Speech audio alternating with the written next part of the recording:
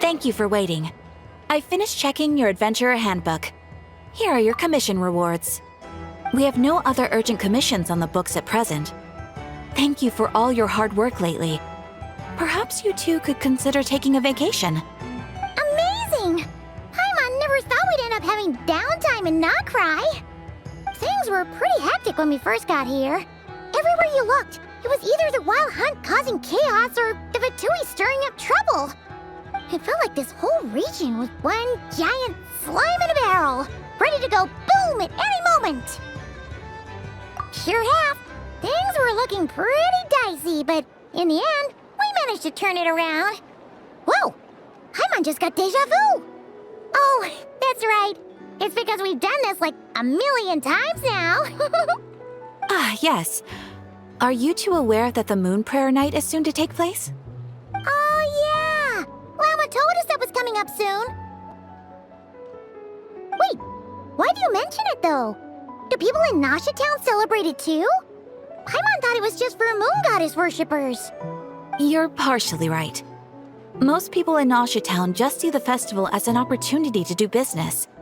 They do not concern themselves with the religious element. The festival was first celebrated by the Frost Moon Scions. On this day, they would wear moon prayer blossoms and celebrate the birth of the moon goddess through song and dance. They would also prepare food and handicrafts and give them as gifts to others. Over time, it became Nodcry's most lively festival. Oh, sounds like fun! Great! Well, in the meantime, since Catherine doesn't have any commissions for us, let's focus on some personal business instead. When we first got here, you mentioned that this was where your spaceship landed? We didn't get to follow up on it at the time, because we got wrapped up in that whole rare air situation, but now we can finally start investigating it properly. Well, there's a saying Paimon's heard around these parts, which goes, if you lift up a rock, you'll find something you weren't looking for.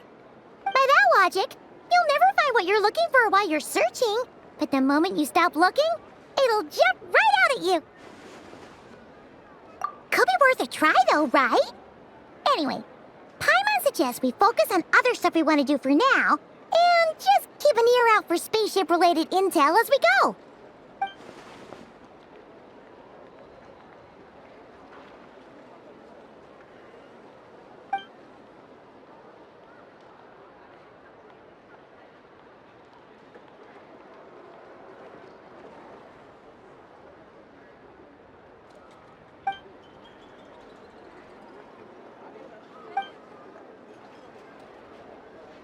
What's wrong? She looks super serious all of a sudden. Huh? Paimon gets why you'd be concerned about Columbina, but what does the doctor have to do with anything?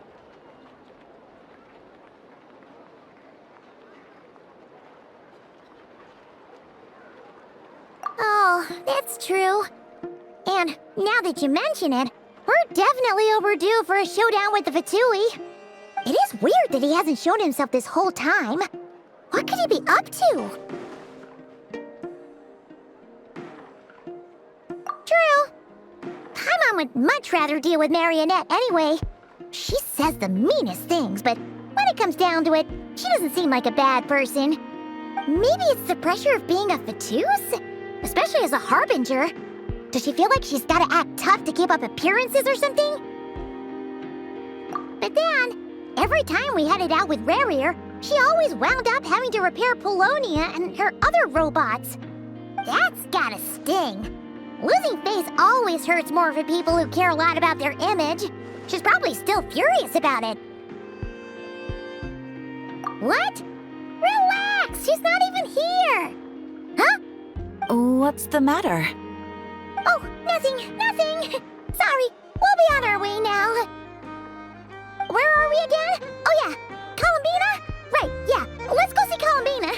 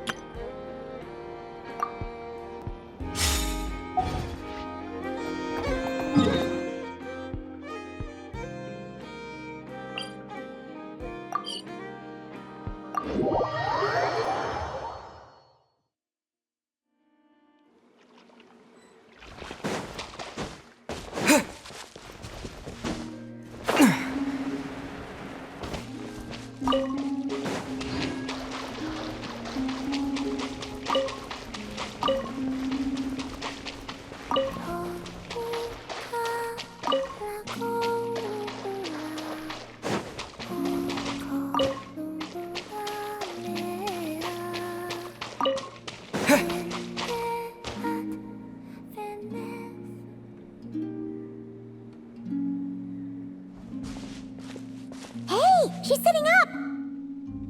Is me sitting here a rare sight? No, we just thought you'd be resting. Perhaps I would have been, were it not for the sudden arrival of some unexpected guests. Not that I consider it a disturbance. After all, you are the only ones who are free to enter. Would it not be a little unfriendly of me to lie down while we speak? I didn't realize you put so much thought into little things like that.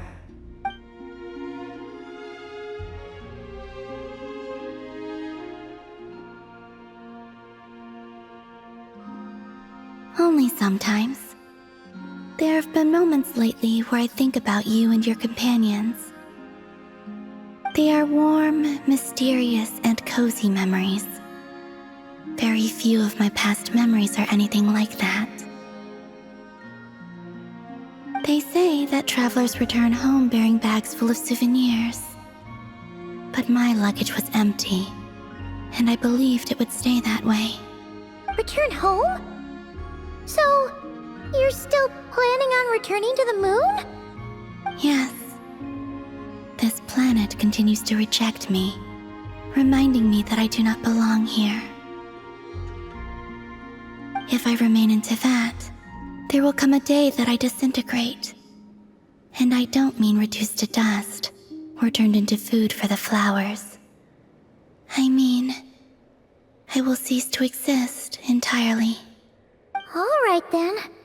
Well, we're sure gonna miss you. But it sounds like we'll have to say goodbye. How do you intend to return? The moon prayer night is soon to arrive. On that day, the moon will be closest to Devat. The Kuvaki in this land will reach its peak at that time. I merely need to grasp the tide, and with relatively little effort. Oh, Paimon gets it! It'll work like a slingshot! You make it sound like she's gonna get blasted up to the moon. If I did that, I suspect I would crash into the false sky. I will be using a much gentler approach. But I do like the analogy. It's fun. You see? She gets Paimon's sense of humor. In the blink of an eye, the time has come to part ways. It does feel that way, doesn't it? Time seems to fly fastest when you are enjoying it. I have always thought of myself as a wanderer on this earth, and it has never expressed any desire to keep me here. Yet, just as I plan to depart, it tugs at my arm. Is this a gesture of affection? Or is the world mocking me? Oh. Were you hoping I can answer that? Yes. You are a traveler, so you must have a lot of experience in this area. Then, what I would say is, enjoy the moment. That's right! Don't overthink it! Happiness is happiness and joy is joy! The point is to enjoy it, not analyze it! I see.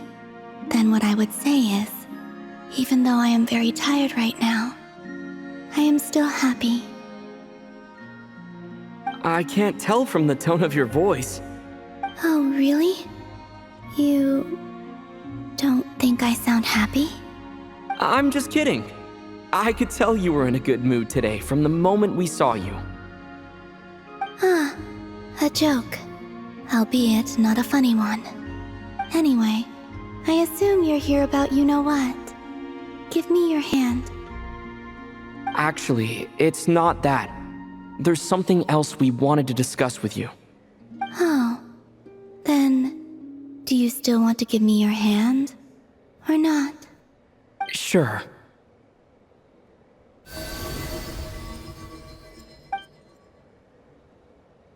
Thank you. So, I've heard that in the moon prayer nights of the past, people here would hold celebrations in the moon goddess's honor. Since you helped so much in our fight against the Rehir of Solnari, I think you deserve a farewell party before you return home. I haven't asked everyone else for their opinions on this yet, but I'd like to invite you to join the upcoming moon prayer night. I've never joined a moon prayer night before. I'm not sure what I would even do. Oh, don't worry worry about that. We take care of everything. All you need to do is show up. Of course, there's no need to force it if you're not feeling strong enough. It's just, this kind of felt like a golden opportunity. But they call me Kutar, and the Fatui have an arrest warrant out for me. I shouldn't appear in public right now.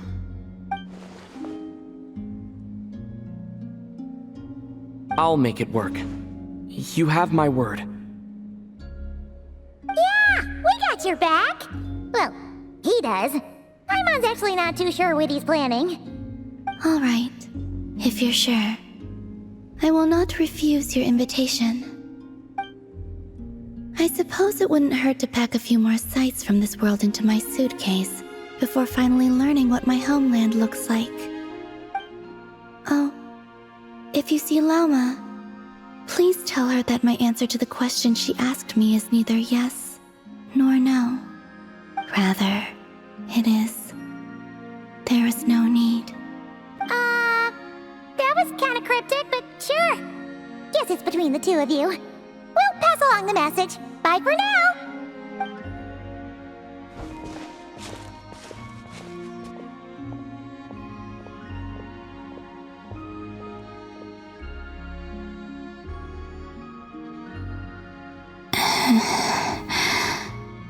And also, I do not know.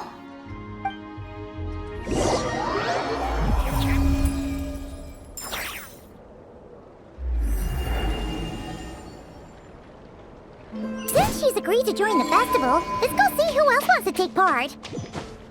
Lauma's gotta be the person most familiar with the Moon Prayer Night. We should start with her.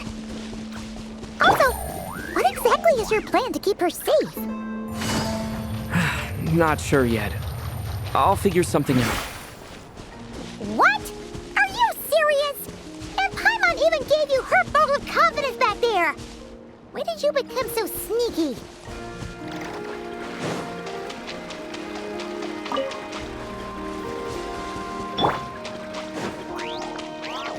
Transfixed! Quietly now. Things are about to get dicey.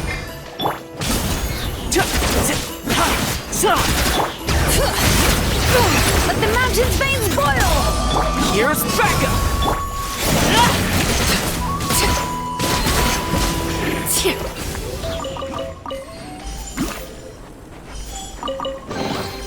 What greater pleasure is there than the unexpected?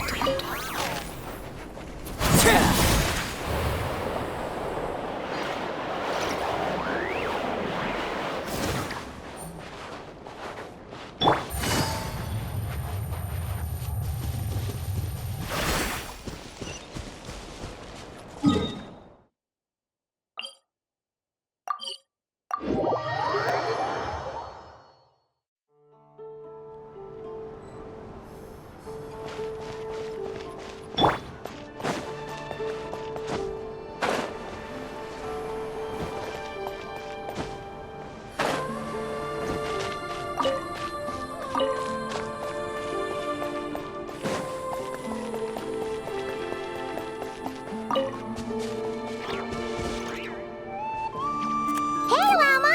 It's us! Huh? Varka? What are you doing here? Beats me. I had a bit too much to drink last night, and when I woke up, I was on Hisi Island. Mr. Varka is helping to oversee Nasha Town's preparations for Moon Prayer Night. He is here to go over some details regarding the decorations and custom cloth designs. Right, yeah, that too. What do you mean, that too? Yes, celebrating this festival is a long-held tradition here in Nodcry.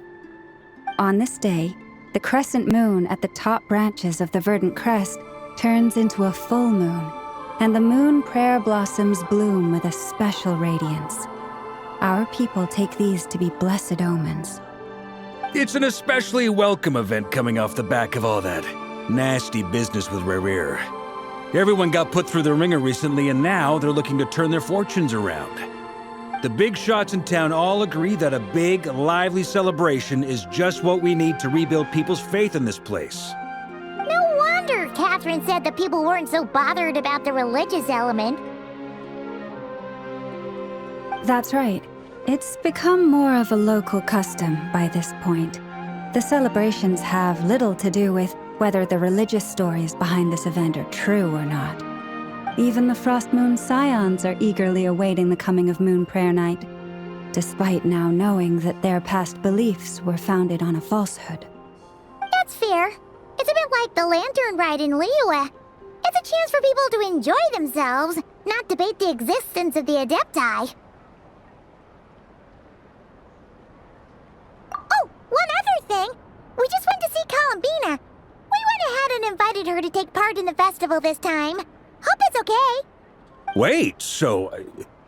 you mean she agreed to it? Huh. That's quite a surprise.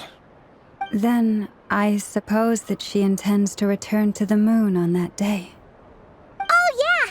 It's kind of a complicated process, but basically, it's like a slingshot. I understand. In truth, I had a feeling that she might make such a decision. Well, if Kuthar has decided to participate in the festival, we should prepare accordingly. Yeah, exactly. She was saying how it could be risky for her to show her face in public. We were wondering if there was any way we could hide her. Unfortunately, the people who carved the statues did an excellent job of capturing her likeness. It will be very challenging to hide a goddess whose face everyone is so familiar with.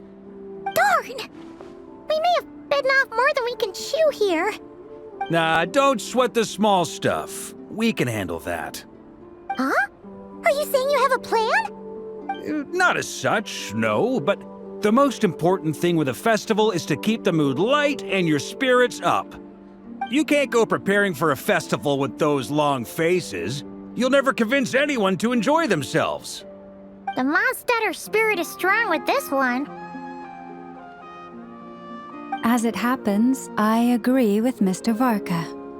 Let's start by making our appreciation for Kuthar the beating heart of the festive atmosphere. And who knows? Once we get the ball rolling, perhaps everything will just fall into place. Hey! Did you catch that? Lama said the thing! Or close enough, at least. I'm looking forward to the Moon Prayer Night already. We have a festival in Mondstadt called Windbloom, and you can always tell which couples are celebrating it for their first time by the smiles on their faces. Big, beaming smiles like their whole face is glowing. And I have a feeling we'll get to see that same smile on the Moon Goddess's face at this festival. Not quite the same, surely. Anyway, I'll take care of business in the city, but I'll have to leave the decor up to you and the Frost Moon Scions. No one else can capture that traditional aesthetic quite like you guys. But lastly, there's the final key element that brings the festival to life. Companionship. Before you leave, let me show you something that we've been preparing. Mr. Varka had asked to see it already, so you may as well tag along. Also, I have some further questions about Kuthar's decision.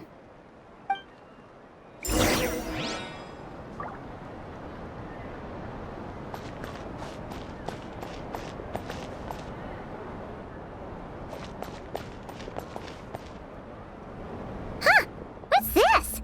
They sure look like they're having fun. I believe so.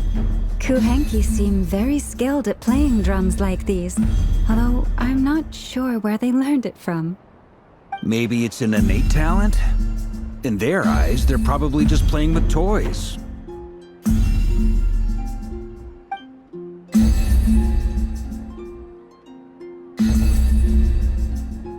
Wanatar! You wanna play too? Yeah. She looks more confused than anything. Maybe we can teach meet her next time if we get the chance.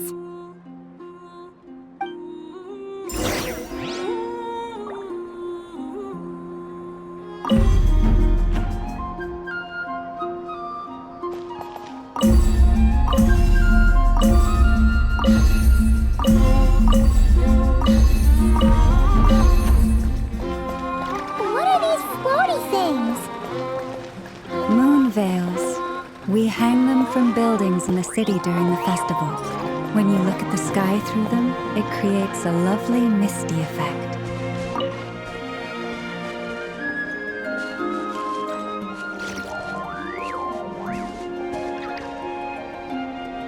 Everyone seems hard at work. They are preparing items for Moon Prayer Night. For instance, the sculpture being made over here, Mr. Varka and I were just finalizing the details of where it will be placed.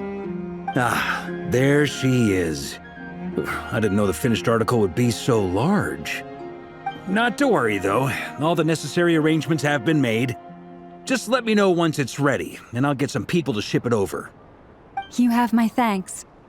And over here, we are preparing a very traditional confection.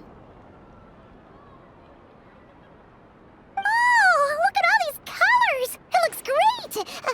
Can Paimon try one? Of course. I have a feeling you'll like it a lot. You bet! Sweets and treats are Paimon's favorite. If you included those in the Feast of the Moon, I bet Paimon would have joined the Frost Moon Scions by now. There will also be verdant crests like this present in Nasha Town during the festival. The timing of Moon Prayer Night is not completely set in advance. We make a rough estimate, then observe the changes in the verdant crests and moon prayer blossoms to guide us. As such, the wait itself is a fun feature of this particular festival.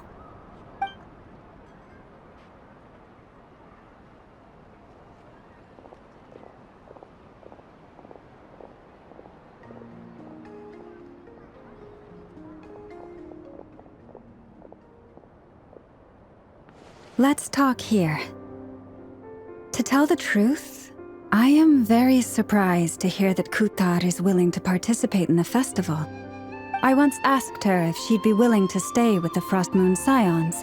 I could introduce her to everyone, and we could be a family to one another. She did not answer, but she has not appeared here since.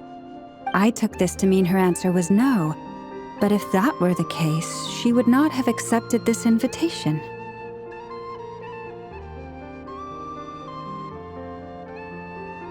Ah. I see. Maybe she is right. Maybe the Frost Moon Scions of today no longer need a moon goddess. But my wish was not for her to come here and be worshipped as a deity. I simply wanted to offer her a place to stay. I'm sure she believes that showing herself here might invite Fatui intervention, and as such, she does not wish to cause us trouble. But what really pains me about all this is that this is her birthplace. She ought to belong here, yet no one has been able to grant her shelter. I think I'm qualified to weigh in here. When someone's about to depart on a long trip, what they need is blessings, not burdens. We should wish her the best, not make the journey harder than it already is. Anyway, she's agreed to attend, hasn't she? All we need to do is simply respect her decision. I see your point. Yes, she will soon depart after all. Our job is to leave her with some happy memories. Besides, who's to say her journey to the moon is a one-way trip? It's not like she can't come back and visit if she wants, right? Paimon agrees wholeheartedly. Festivals are all about having fun, so let's keep it simple. All right, I'm gonna head back to Nasha Town soon. Want to come with? I'm guessing you have some other folks to visit there. Sure thing, let's go! Bye for now, Wilma! Thank you all. Goodbye.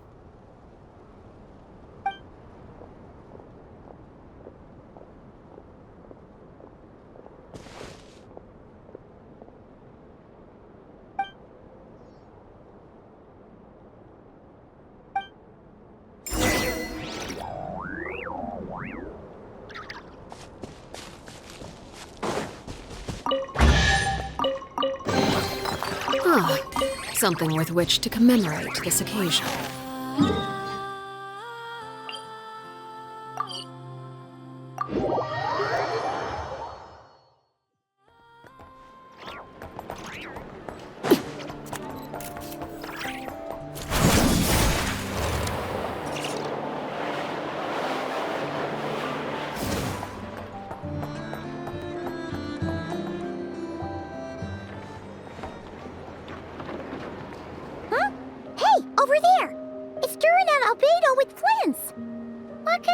Chatting about?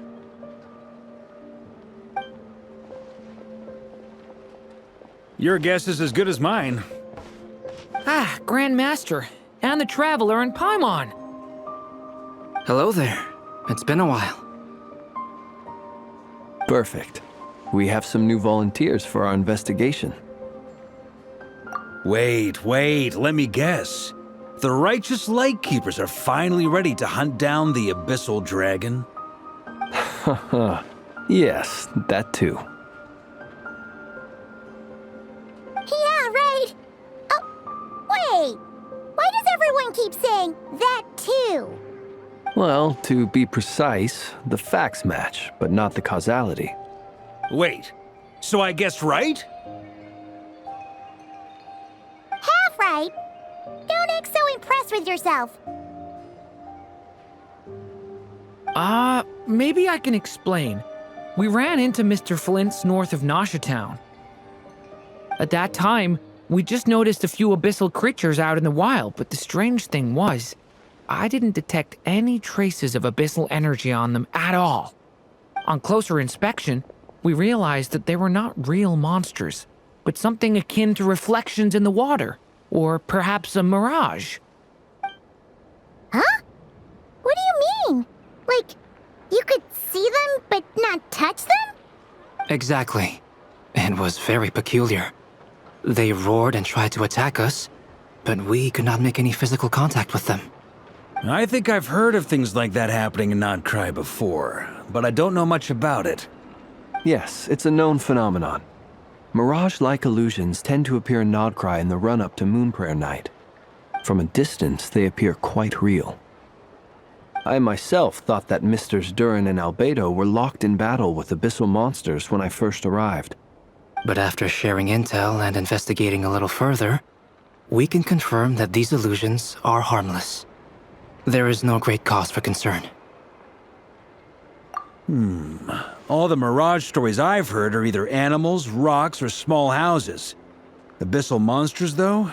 That's a first. It's a first for me, too. So I'm planning to look into it further just to be on the safe side. I intend to inspect a few more locations. What about you two? Any plans? Alice contacted me a few days ago. She'd like me and Durin to assist her with an experiment. But we lost contact shortly after receiving the message. I'm sure that comes as no surprise to anyone familiar with her. We don't know when the wind will blow, yet when the wind blows, we will know. That, in a nutshell, describes how Alice operates. Yeah, that tracks. Okay. Well, I suggest we investigate this Mirage business in the meantime. It's piqued my curiosity, and I'm pretty sure I know someone who will already be 10 steps ahead of us. Well said. Right? Whatever's happening in Nodcry, she always seems to be the first one to know. Let's go see what she knows. We can invite her and her staff to the festival while we're at it.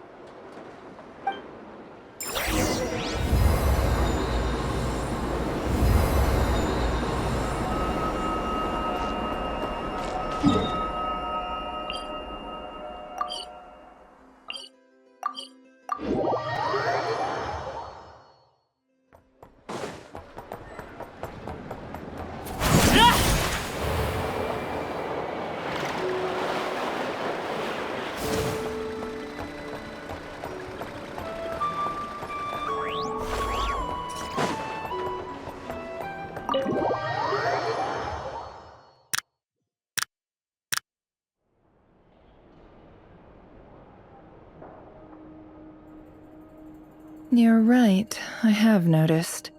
There's certainly something a little fishy about this situation. Only a little, though. Records indicate that this phenomenon can occur in the days before and following Moon Prayer Night. That said, it has always been a rare sight in the past. The odds of encountering these phantoms are similar to looking up in the night sky, happening to see a shooting star, and managing to make a wish before it disappears. But this time, either everyone's getting lucky, or they're appearing far more frequently than usual. Yehoda's out gathering intel as we speak. In the meantime, let me check off some points of interest. First, the Abyss. The ones we saw seem to be abyssal monsters. Indeed. But we have identified one location where many more of them have made an appearance. And not just monsters, but human phantoms too. Given the scale and nature of the phantoms, it's almost as if someone's last memories are coming to life. Or perhaps the memories of multiple people. Oh. So you mean the phantom monsters are hunting down the phantom humans? Exactly. The phantoms can interact with each other, but we have no means of intervening. In addition, some of the human phantoms would seem to be from the very distant past. This is clear both from the clothing they wear and the stories they tell. They claim to be from Hyperborea, a name which I've heard from Lauma before. If this is true, it means they must be from 6,000 years ago. Did Paimon hear that right? 6,000 years? It sounds like this merits further exploration. That'd be a big help. I'll leave it with you, Albedo. My knowledge of ancient history is non-existent. I used to doze off every time the pre-Knights of Favonius era came up in class. It's quite a miracle that you were able to understand these phantoms' speech, given how long ago they lived. I suppose you're right. But I'll leave the archaeologists to ruminate over that conundrum. As an intelligence broker, my sole interest is in the value of the information I gather. Which, in this case, hopefully means earning myself some good favor with our dear Lady Moonchanter. So calculating. Whew, this intel broker logic always catches Paimon by surprise. Sounds to me like we could split the work up. I think the abyssal phenomenon is best left to Albedo, Flints, and me. Agreed. It coincides with my duty as a lightkeeper. For my part, I'd like to understand the Abyss better. Even a little knowledge would go a long way. This is certainly a rare opportunity to study the Abyss. But even rarer, perhaps, is the chance to make contact with the Ancients. The Curatorium will take the lead on investigating the Hyperboreans. We put in the work to learn what we know so far. It seems only fair that we get some quantity of exclusive intel. That just leaves our trusty team of 2 unassigned.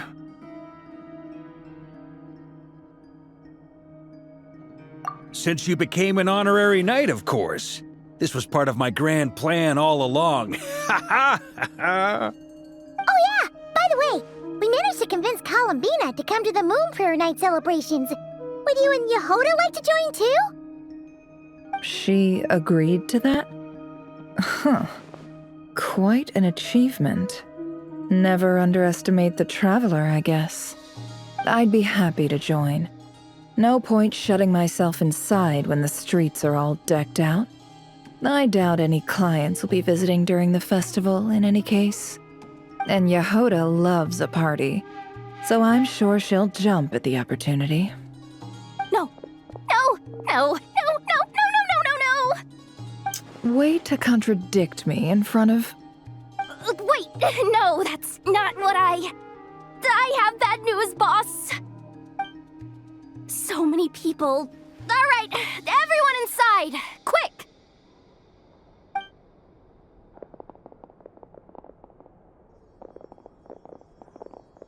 This is gonna sound crazy, but hear me out. I saw one of those phantoms at Star Sand Shoal, and it was some sort of flying ship. Like a spaceship? That's gotta be the one you came to Tibet in. You said you saw the same thing through the moon marrow, right? Huh? You already know about it? Ugh, I thought I was gonna blow people's minds. Turns out I'm the last to find out. Wait, back up. You came here in a spaceship? Now my mind is blown! What's it like on the inside? Was it like flying through space? I want to know everything! Yep, exactly. Huge discovery. You're the best, second best intel broker in the world. After your boss, of course. Wow. Really? Well, I don't know if I'm all that, but... I guess that decides where we're heading next.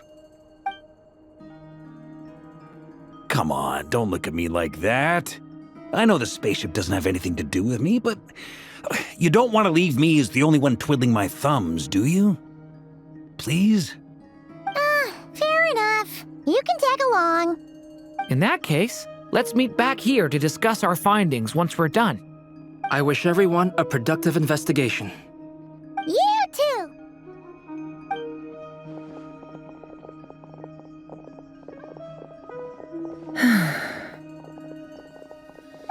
What's up, boss? Aren't we gonna head out? Tell me, Yehuda, when did the curatorium start giving out intel for free? Oh, sorry, boss.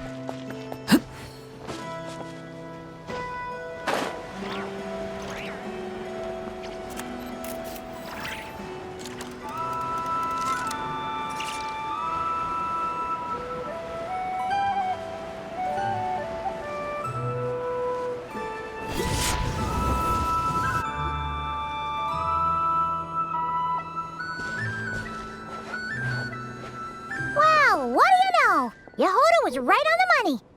This phantom really is your spaceship. But that's so weird.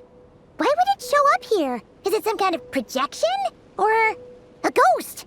Like, maybe it no longer exists, but somehow it left an afterimage?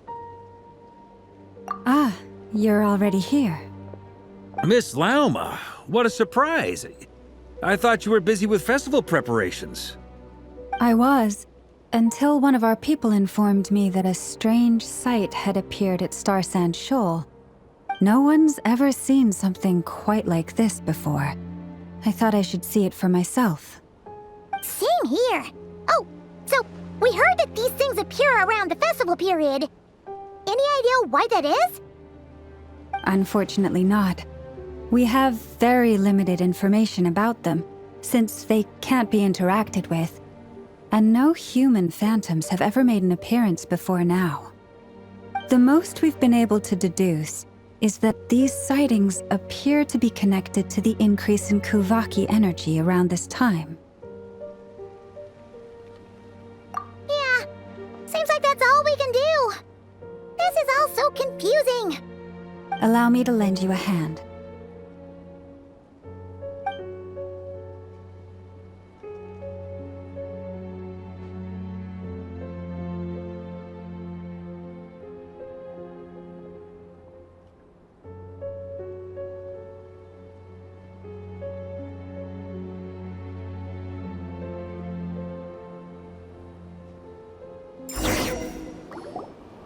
Everyone, our friend here should be able to provide us with some information. Is that a phantom rhymehorn deer? I've heard about how the Frost Moon Scions live in harmony with the animals, and can even communicate with them. That's coming in handy now, for sure. Okay. Yes, I understand. Then how about this?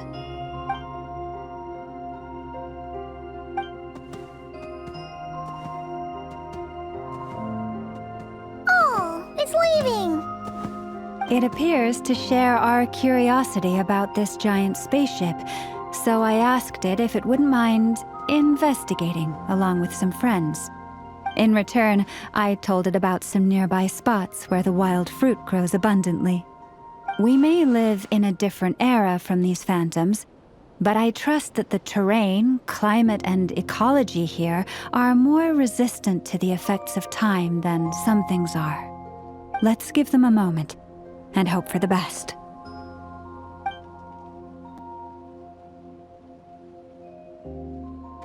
All back together? Must have been a lot of fruit. Indeed. Now let me ask them some questions.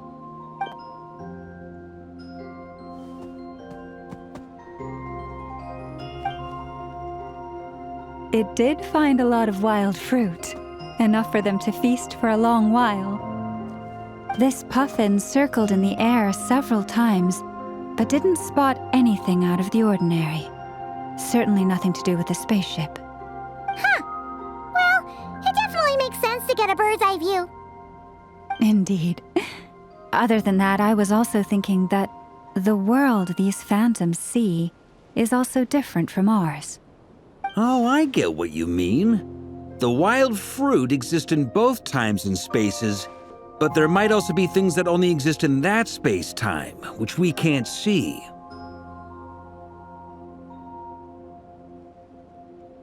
Good point. Great thinking, Lauma. Blunthorn rhinos can use kuvaki to shift great rocks, but this one says it couldn't get that ship to budge by even an inch. The sniffer mole tried too, but despite being a skilled digger, it could not get through. They say that the spaceship looks robust and undamaged. It seems completely impervious to any and all attacks. Whatever lies within is well defended from harm. So, just like us humans, there was nothing they could do about this spaceship either. Yes. Still, they deserve our thanks. We are grateful for all your efforts, dear friends. Now go, and enjoy your feast. I've noticed some other human phantoms gathered nearby. Come on, let's go talk to them.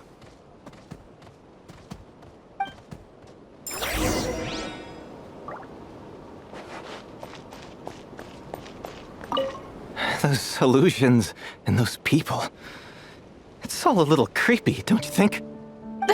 Nah, all part of the festive atmosphere.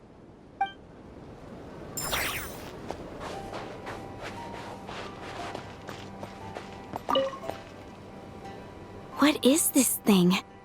I've never seen it move, and there's no way to get inside. Goodness knows. My grandpa says it's been sitting here at least since his grandpa was still alive. What about his grandpa? Did he say anything to your grandpa's grandpa about it? Huh? I don't know. In all likelihood, it was here back then too. Hard to imagine something this huge could move. Guess that means that as far as they're concerned, this ship's been around a long time.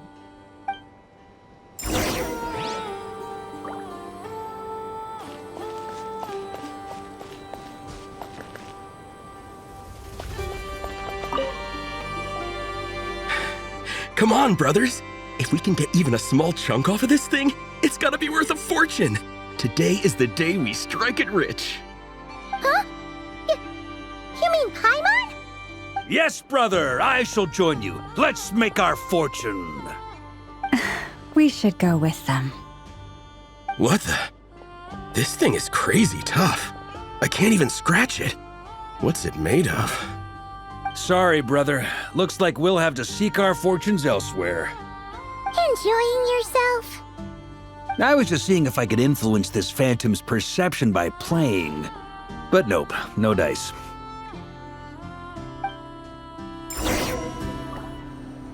I'm sure we're all starting to build up an idea of what's going on here now that we've spoken to some of the people. These phantoms are reenacting real historical events in Nodcry. It's almost like we're in some kind of interactive stage play. We can talk to the actors, but the plot is fixed and we can't influence it. It makes sense. History is set in stone. The objective facts of the past cannot be changed. Paimon totally thought you were just goofing around earlier. But actually, you were doing some serious investigating. Of course I was. Anyway, at this point, I think we're forced to conclude that although the Phantom spaceship is right there in front of us, we aren't going to learn much about it from these people.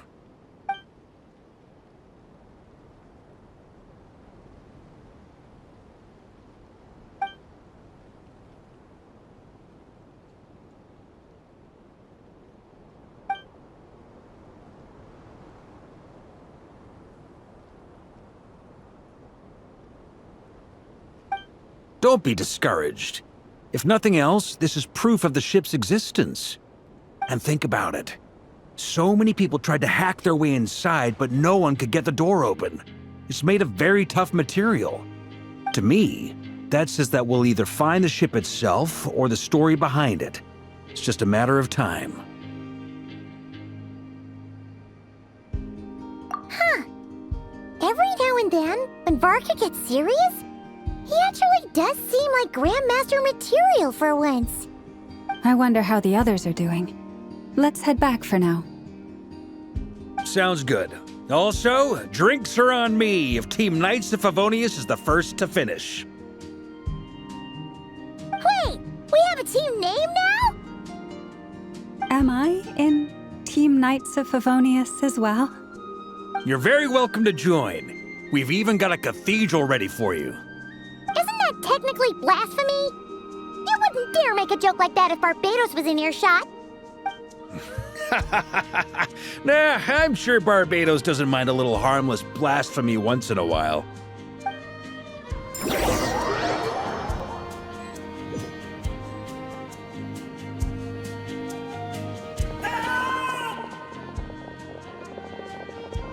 Oh, no! Get away! Oh.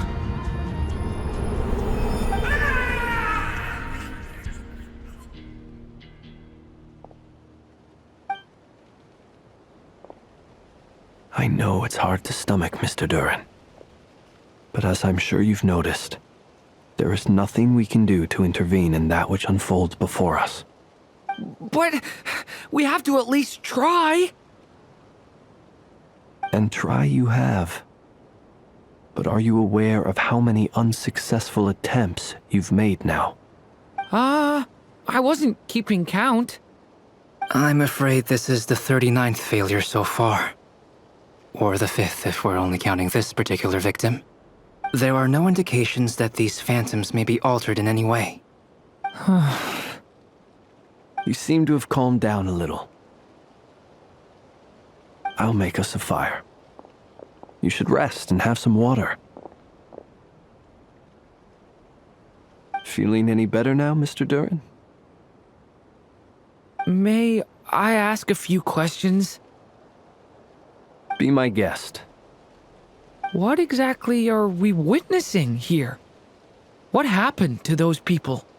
My guess would be that we are seeing Nodcry during the Conrian Cataclysm. Would that be accurate? Conria. That is correct. As you know, once the Abyss senses even the tiniest crack, it floods in and spreads like wildfire. There was a time in the distant past when it permeated all of Nodcry, causing immeasurable harm. The people paid a terrible price to heal this land. Then, 500 years ago, the whole of Teyvat suffered an abyssal disaster. Once more, Nodcry was dealt a devastating blow. I see. In the face of the abyssal onslaught, all were like grains of sand tossed around by a tidal wave. Be they human, fae, or god. The moment you witnessed is but one drop in a whole ocean of catastrophe. All right. I guess that answers my second question, too. I wanted to know why there's nothing I could do to help them, and that's because what we are seeing is history. That would be my guess as well. As I understand it, history and fate are not all that dissimilar. The latter may be unseen to us, but both are immutable. Yes. Fate was determined long, long ago. I still have a couple of other questions for you, Mr. Flint's. You mentioned more than one abyssal disaster that has struck this land in the past. How can you be sure that what we're seeing is from the Conrian incident? And also, how are you able to stay so calm when you're talking about these events? From everything I know about you, you're not cold or ruthless, and you're not indifferent to the suffering of others. Alas, I am forced to show my age. I must be 600 or 700 years old by human measure. Wait, so you... One is not easily moved by history when one has witnessed the truth firsthand. I'm sorry. You needn't apologize. Your passion is a good thing to have. Treasure it, because someday you may find it in terribly short supply. Now, at the risk of offending you, I have a question in return. Your curiosity toward the abyss, is it born from hatred or because you sense its call? I only ask because I kept a fragment of Rerear's body in my lantern for a short time. Specifically, his heart. So I know what a burden it can be to carry the abyss with you. And I hear its power growling from somewhere within you. In my eyes, your mere existence is a miracle. My honest answer is... I don't know. I don't think I have the confidence to say for certain. What I will say is the abyss is not the only issue that haunts me. Even before I became who I am today, the question dogged me constantly. Should I even exist at all? My doubts remain unresolved. But when we fought Rerear, something became a little clearer to me. Sometimes it is the darkness within us that allows us to achieve the impossible. I certainly got the sense from your 39 attempts that you were trying to achieve the impossible. It sounds like you've resolved to see the truth for yourself. Absolutely. In that sense, he and I are quite similar. Then I wish you every success. I look forward to the day of your transcension. Well, if everyone's caught their breath, I suppose we should head back. Oh, and one last thing. I'd appreciate if you kept our discussion about history a secret.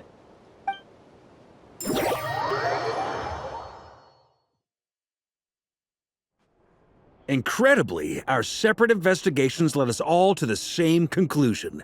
Hooray for consensus! Yeah, but we barely learned anything, though. I totally thought this would be the mother lode. Talking with the ancients? I mean, come on! But nope. All we got was useless snippets of conversation. And all this stuff about moons and hyperopia. What a load of baloney. Seems like people back then had a few screws loose. I understand your frustration. We found the same issue. Each phantom only showed a very brief moment in time. There isn't much value to be found in these miscellaneous fragments of a civilization's history, no matter how glorious it may have been. If there's a silver lining, it's that these phantoms are harmless to the present reality. They shouldn't get in the way of the festivities. Paimon agrees. And not just because it's the first thing she understood in this whole conversation. You look disappointed, Nefer. Is something the matter? What do you think? We all worked our tails off, but the only one to gain anything from it was you, Lady Moonjanter. Well, please do share the Hyperborean records with me. I will gladly inscribe them in our people's documents. Oh, duh! Yeah! That was it! Hyperborea. Hyperborea. I'm serious. Only an expert in the Frost Moon Scions and their history can turn these records into valuable research material. The alternative is to let them gather dust on the Curatorium's storage shelves until the pages turn yellow. Nefer, you're wise enough to know that cooperating and sharing the profits is the best course of action here. Well, that goes without saying. Sure, let's do that. Huh? But didn't you say we aren't supposed to give out intel for free? Sorry. Shutting up. Now is not a good time to push Nefer's buttons. Anyway, back to Moon Prayer Night. I'm thinking that we should prepare something a little special, aside from the usual decorations and so on. You mean a parting gift? Can't go wrong with food. Although, does food go bad on the moon? Perhaps a lantern would be a better choice. It might be dark up there. It could prove difficult to light a lantern on the moon. Magical stones might serve that purpose better. What about a clockwork mecha model from Fontaine? I've got a whole bunch at home. I use them for fighting practice in my free time. None of these sound like things she would be even remotely interested in. But we don't interact with her enough to know what she likes. Yeah. It would really save us the guesswork if someone could find out what she's into. Wait, what the? Traveler? They're all looking at you.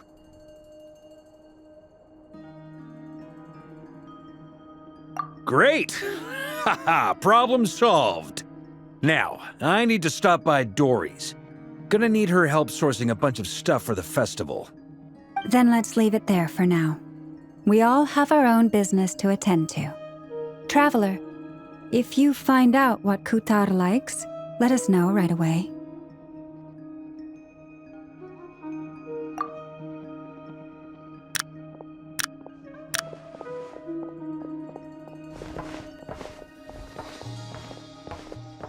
Is something the matter?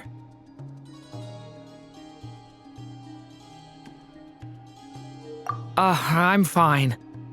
It's just... I'm still feeling a little rattled after witnessing the horrors of the Abyss. But it's okay. This is something I have to work through. I'll be all right. Thanks for your concern. Well, don't put too much pressure on yourself. If you ever feel like something's wrong, physically or mentally, we're here to talk. Come on. Stop treating me like a kid.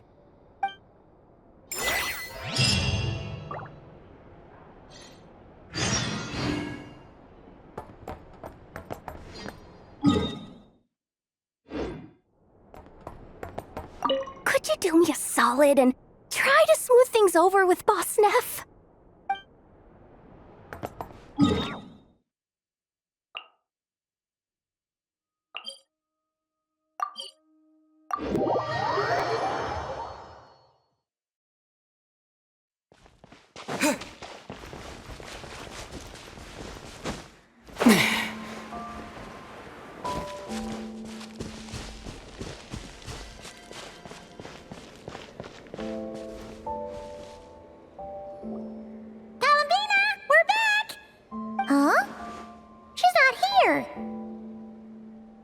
Weren't there a few Kuhenki here last time, too? Where did they all go? Walkies? For Kuhenki? You're not pets, you know. Oh, well. Looks like we just came at a bad time. Let's try again tomorrow. There's still a few days until Moon Prayer Night, so we're in no rush. Besides, she needs time to rest anyway.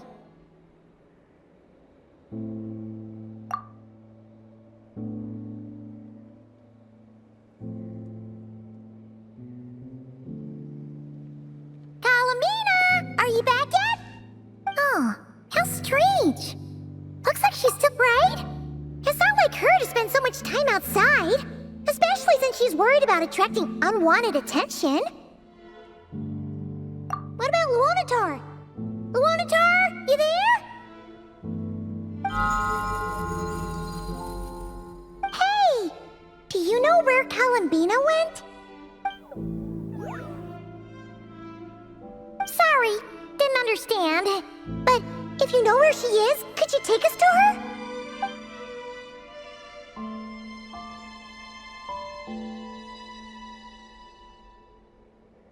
Yeah, that's even stranger.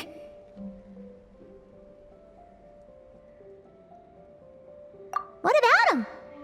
Oh, that's not good news. They change color when Columbina gets weaker, right?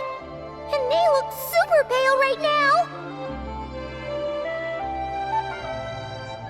Good idea. She might know what's happening.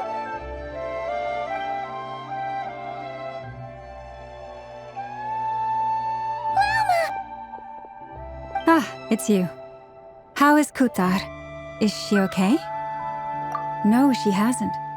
I came here to check on her after I noticed the flowers had changed color. Based on past precedent, she must be very weak right now. Even getting up to walk would be a struggle. It seems unlikely that she wandered off outside. Not to mention that she doesn't do that at the best of times either. So yeah, this is super weird. No. Very few people are in the know about Kutar's whereabouts. And if anyone suspicious had visited, they'd have left some sort of evidence. Come on, let's go to Nasha Town. If anyone has seen her, someone there will know about it. It's not Cry's information hub after all. Makes sense. Let's go!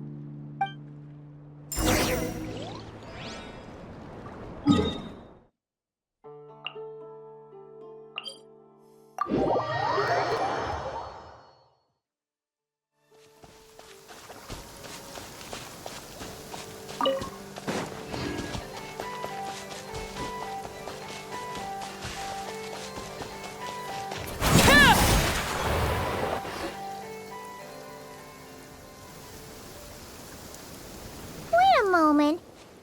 Is it just Paimon, or is this stall kind of suspicious? It's never been here before, right? No, I don't recognize it. Alas, your free and easy adventure time is over.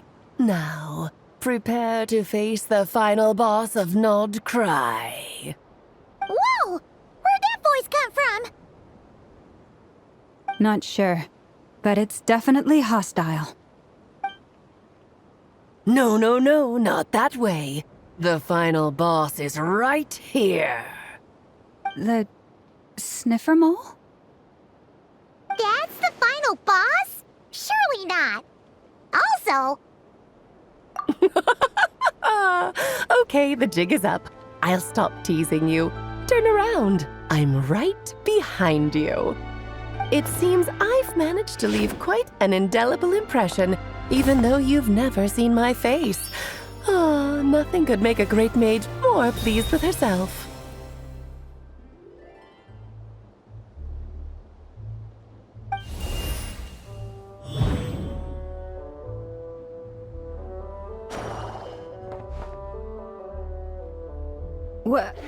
What is going on? I've heard that all the big shots in Teyvat have long, wordy titles that stun people speechless when they make their entrance.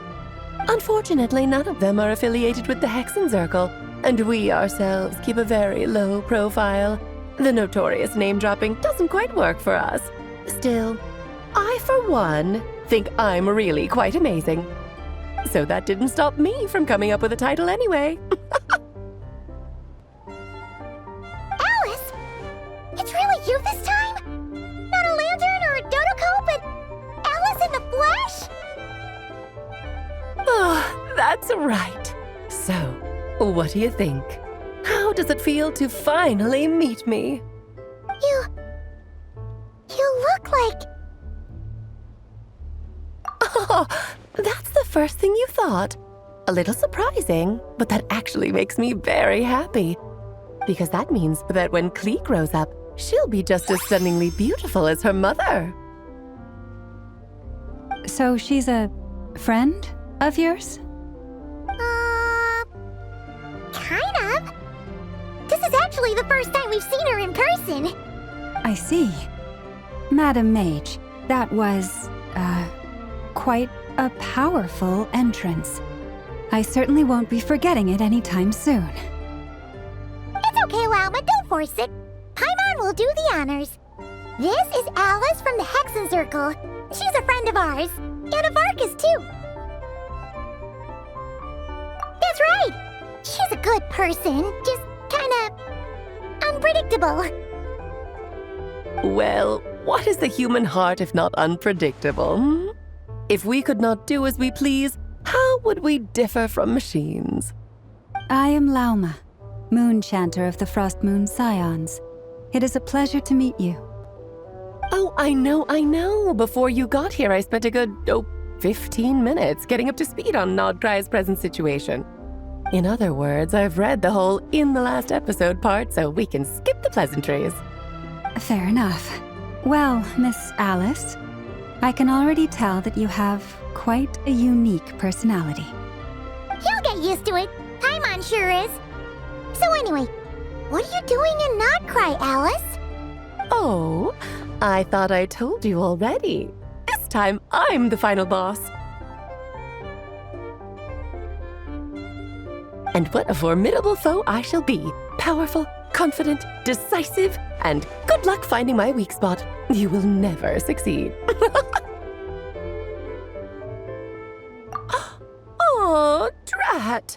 My one weakness, and you found it in an instant. Fate has been dealt a devastating blow. Thus falls the great Dodo King. Why are you playing along with this nonsense? For funsies, of course. What's wrong, Paimon? Are you disappointed in me? Am I a gigantic letdown? No, it's just... You seem like a busy lady.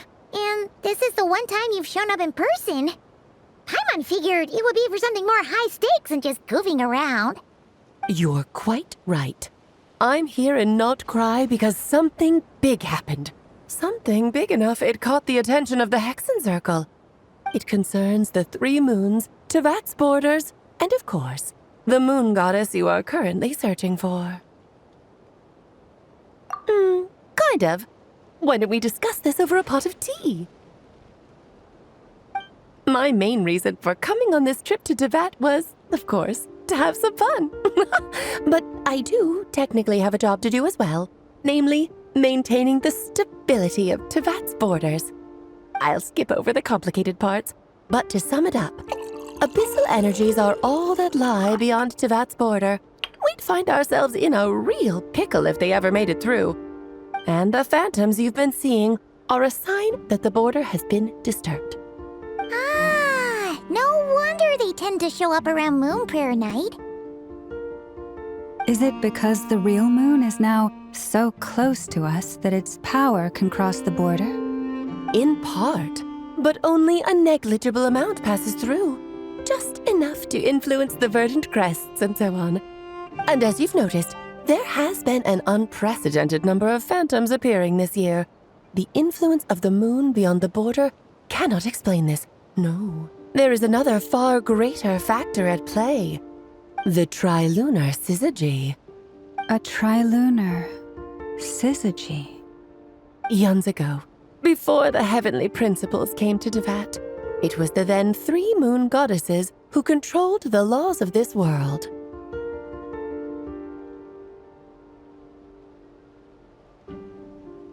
Oh, that's exactly it! The 3 goddesses split these powers amongst themselves, promising never to consolidate them into one singular body. This was meant to keep the world stable. But, fast-forwarding to the present, the eternal moon's marrow is with you, while the iridescent moon's marrow, which should never have appeared in this world, has been retrieved. Add that to the presence of a moon goddess in the flesh and... the power of all 3 moons is gathered here in Nodcry. There hasn't been an event like this since the War of Funerary Flame. And it's having a noticeable effect on Tevat's borders. Because I wish to give my darling daughter a peaceful, sunny environment to grow up in. Is that a good enough reason? Kinda sounds like you're dodging the question, but it does make sense. Well, that's one reason anyway, and the most important one. The others are a little complicated to explain. For instance, cleaning up after dearest Miss R. Albedo could tell you more about that if you're curious, but right now, I have a more important question to ask you. Why are you collecting the moon marrows? I see. Nicole told me about that legend once. Nicole? You mean Mage Anne? Oh, so you remember. Yes, of course. That was a story about fate, her area of expertise. But back to the story of our dear moon goddess. I'm afraid her intended method of returning to the moon is unlikely to work anymore. What does that mean? She may be missing, but she hasn't gone anywhere. She has disappeared.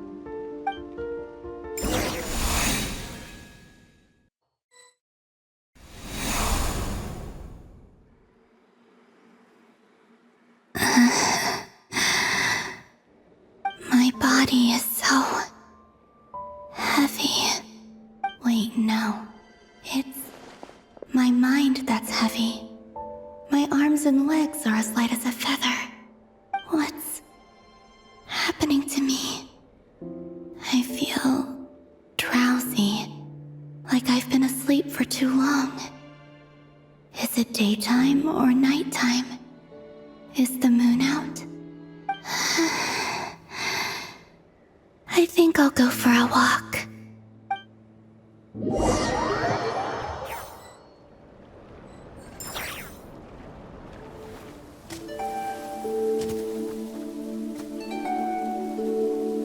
Are you out for a walk too? Huh?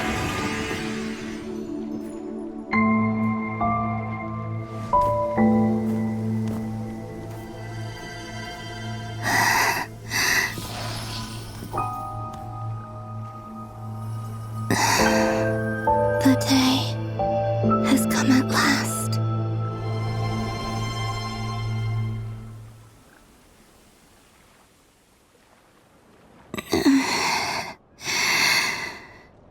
Have I grown so weak that I can't even sustain my physical form? But Moon Prayer Night is nearly here. I was so close to returning home. Death is near. Is this how it ends for me? Will I return to the moon after I disappear? Or... I don't want it to end like this. So far, at least, I still exist. Even if not physically, I can still feel. But as my power wanes, I'm sure that too will fade. I suppose I might take one final look at this world. The world where I was born.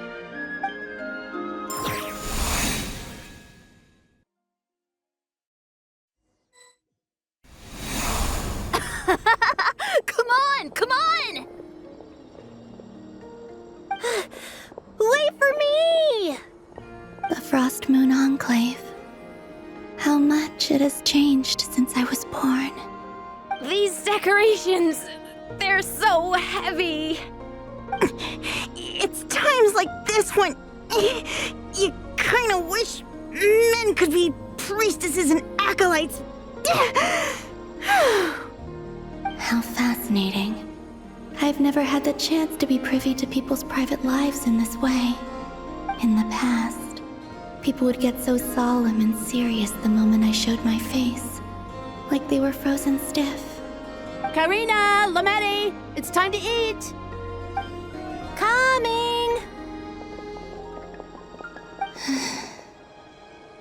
I want to watch them a little longer.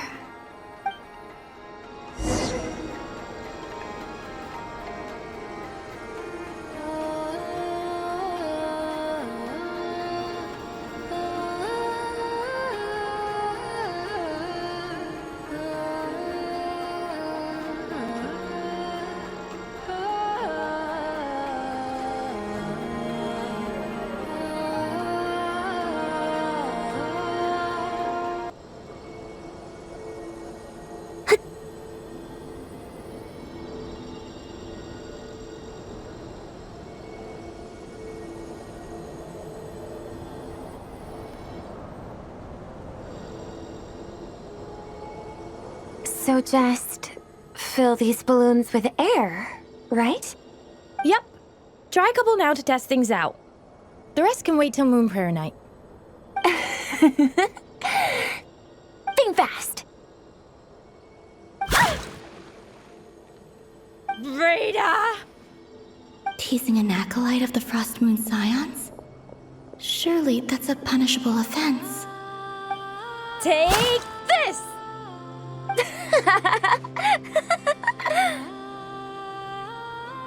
Huh?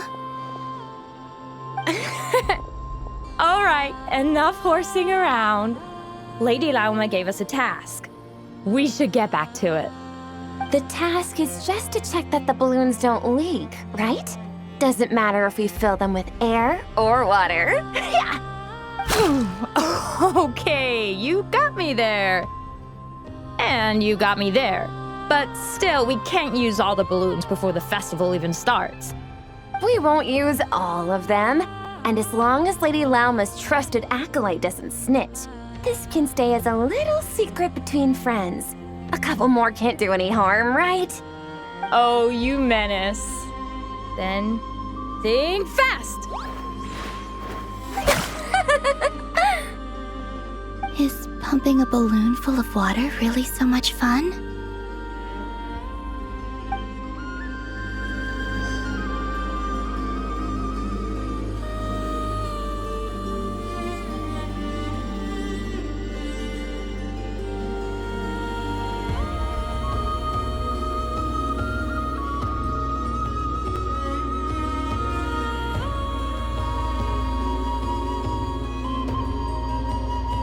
I'm sure you're both tired from playing all day. Come on, eat up. A plain, humble meal. That has always been the way of the Frost Moon Scions. Huh? How come Lametti got a midsummer berry dessert? Oh, I always get Lockaberry. I don't mind sharing. You can have a bite of mine if I get to have a bite of yours. They're sharing food? I've never shared food with anyone before. Even at the Harbinger tea parties, everyone just ate off their own plate. And when I couldn't finish my food offerings from the Frost Moon Scions, they'd leave the leftovers out under the moonlight for the animals to claim. Hey! That was 2 bites! Oh, then you can have another bite of mine. Oh, you too. Oh, don't fret now. Here, have some of Granny's too. So this is what it means to be family.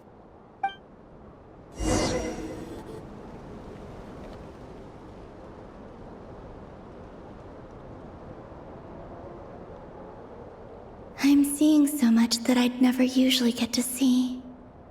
They'd never act like this when I was around. It's nice, being able to just watch people in peace in these final moments. What a rare opportunity. I think I'll go take a look around Nasha Town, too. Maybe the Traveler will be there.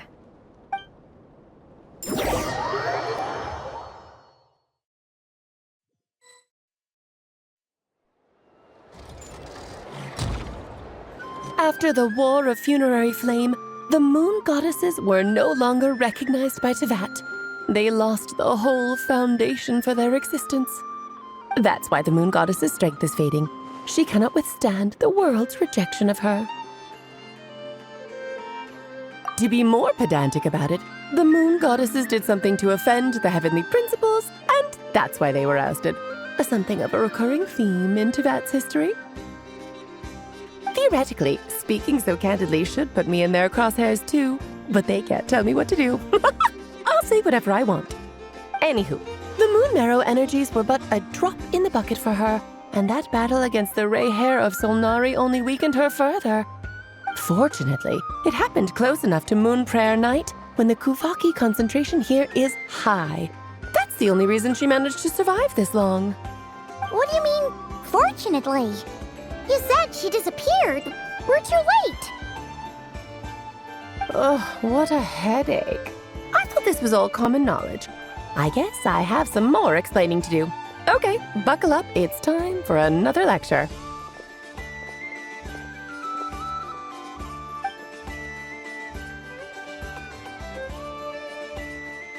Now, I said earlier that the moon goddesses lost the foundation for their existence. The reason for that has to do with the natural order. Basically, the rationale for their existence in Teyvat was lost. The same logic applies to the present moon goddess too. Consider her existence so far. Her comrades in the Fatui called her Damselette. And she was worshipped as Kutar by the Frost Moon Scions. But these connections have now been severed, whether by her hand or yours.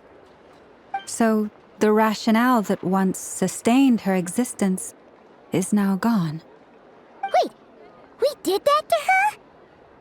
Oh, well, strictly speaking, yes. But let's not start pointing fingers, shall we? I'll only end up as the big bad villain, and that's not the kind of final boss I want to be. Of course I do. I'm only the greatest mage in the whole entire world.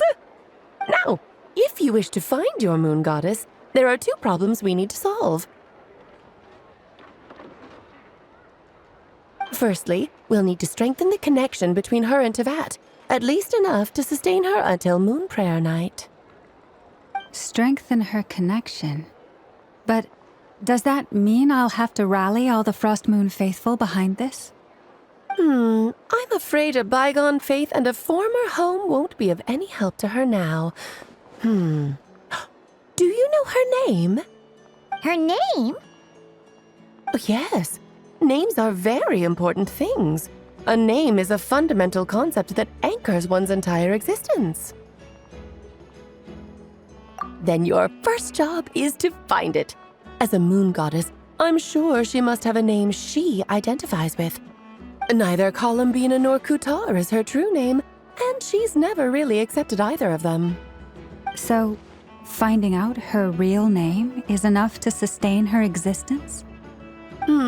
Yes, I know it sounds like a small step, but every journey begins that way. So for now, that's all we need to focus on. The second problem is with her plan to use the moon marrows to return to the moon. Unfortunately, piercing through the false sky will take an enormous amount of power. Given her current condition, she won't be able to provide anywhere near enough power, even if she recovers her physical form. But no need to fret. Nicole's the expert in this field, and I'm sure she'll figure something out. Wait, Mage N is going to help us out too?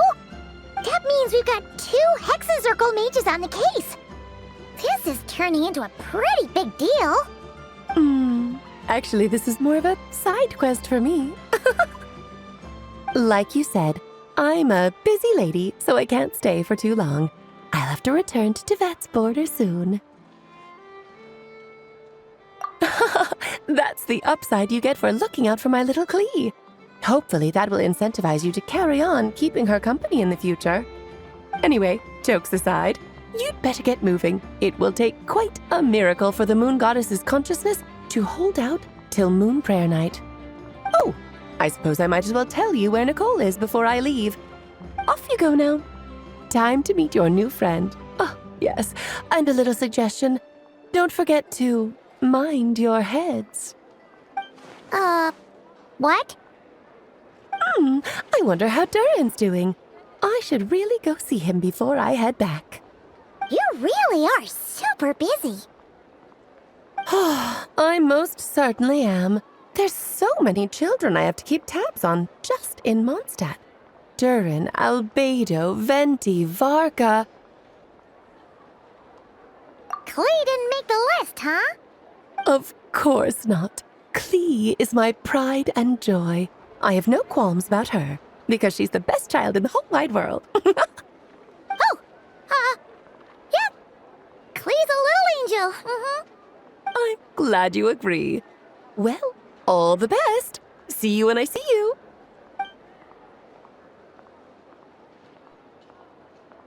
She left in a hurry. Yeah, she didn't pack up her stall.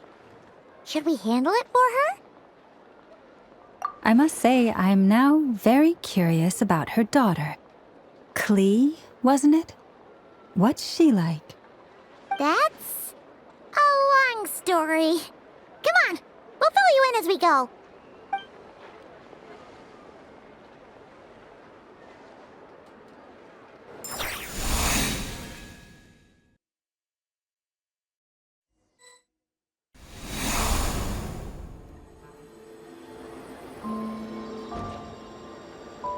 What a lively place.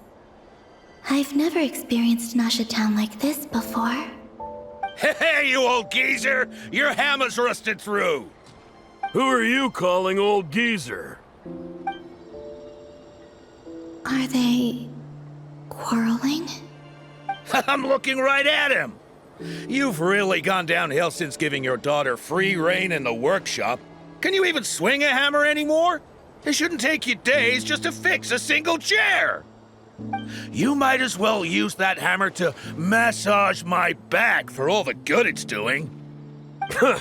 Don't run your mouth, or you'll get a back massage that'll put you in bed for the rest of your life. Look, the materials haven't arrived yet, all right?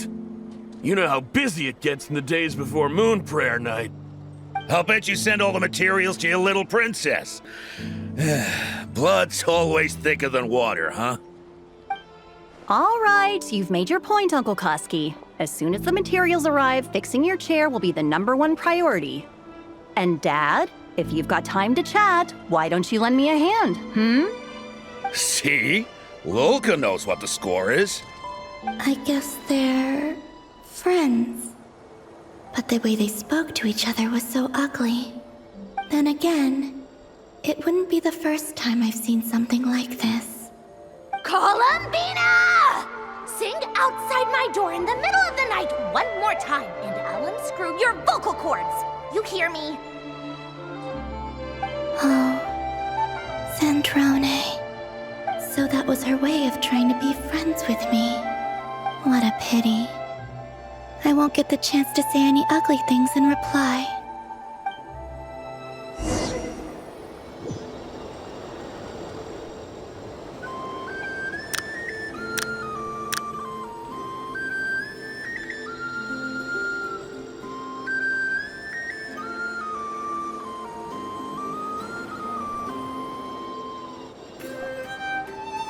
Hey, have you decided what to give her for Moon Prayer Night? I sure have. She's gonna get the surprise of her life when she's least expecting it. Then I'll whip out the ring and pop the question. The surprise of her life. What a fun turn of phrase. Cool, I get the picture. You can spare me the gushy details. Ooh, looks like we have a customer. Hello there, ma'am. Would you like some Moon Prayer Night candy? Huh? Is he talking to me? Can he see me? Here you go.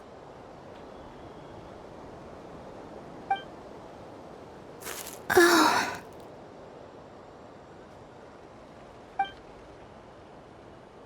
Come back anytime. Right. Now, where were we? I don't know why, but I still held out hope.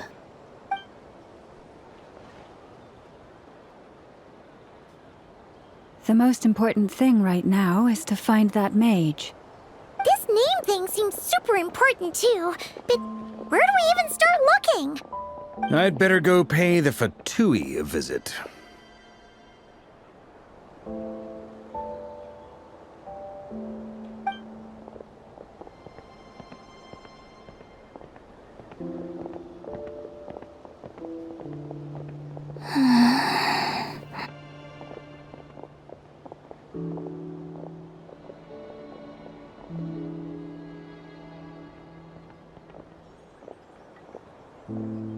Columbina?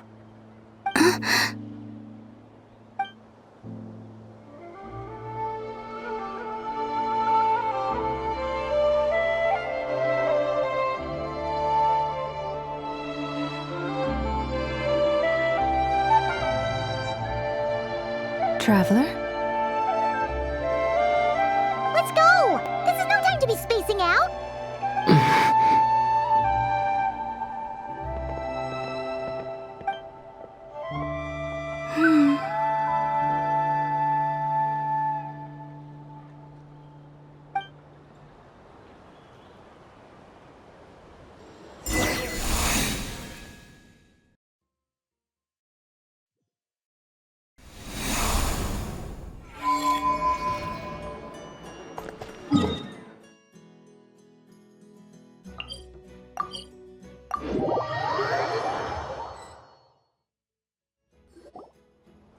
are they going?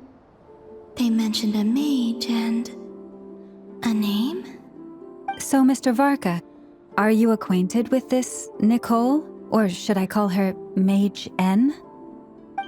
Not really. We've never met, though she has come up in conversation. From what I've gathered, Alice kinda took Nicole under her wing. Taught her how to speak in a more ladylike fashion, that kind of thing. Huh. Hard to imagine Alice as an etiquette coach. Yeah, Alice is a larger-than-life personality, I'll give you that. But then again, that's why she's able to draw such an eclectic mix of people into her inner circle. If I remember correctly, being an interesting person is actually one of her main entry requirements. So, if you ever wanted to join the Hexenzirkel, I'm sure you'd both be eligible to apply. Hey! Don't go around making promises on Alice's behalf! I wouldn't dare. I'm just trying to paint a picture of the Hexenzirkel for you. Okay, sure. Anyway, since none of us have ever met Nicole, how are we supposed to find her? We can't just go up to every woman in sight and ask, "Hey, are you Nicole?" Maybe something she's wearing will give it away? Like, a windbloom pinned to her chest or something. Wait a minute. Alice never said Nicole was from Mondstadt. Oh, true.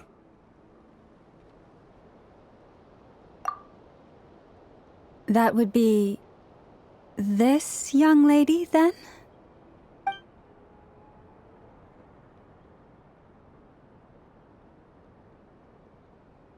Hey there! Sorry to disturb you, but... are you Miss Nicole? Varka, Knight of Boreas of the Knights of Favonius. Alice might have mentioned me before. Have we got the wrong person? Sorry. Well, this is awkward. When I shook my head, I meant, no, Alice hasn't mentioned you before. Huh? Where is this voice coming from? My apologies. For certain reasons, I am unable to speak. This is the only way I can communicate with you. It might take some getting used to, but I hope you can understand. Hey, it's fine. I'm more shocked by the fact that Alice never speaks about me. I mean, As for you two, we have crossed paths twice before, but it is nonetheless a pleasure to finally meet you. It's really you! Thanks for all your guidance in the past! You're quite welcome. This time, things are different. We have reached the unwritten pages of the story. You might say that we stand at the crossroads of fate.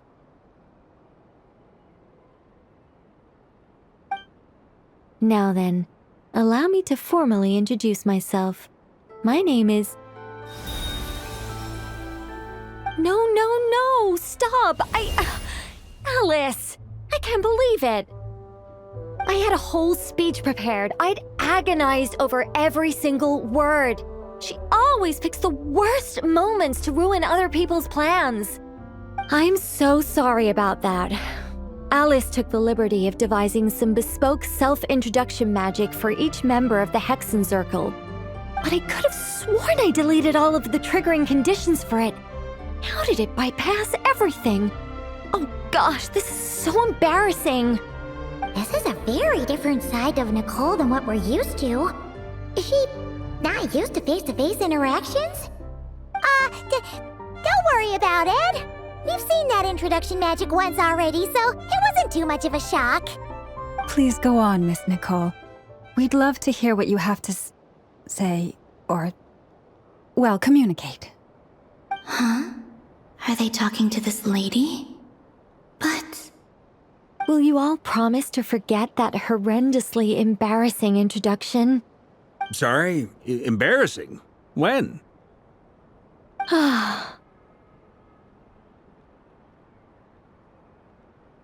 Yes, my name is Nicole. and I am one of a very few angels who have retained both their preferred form and their power.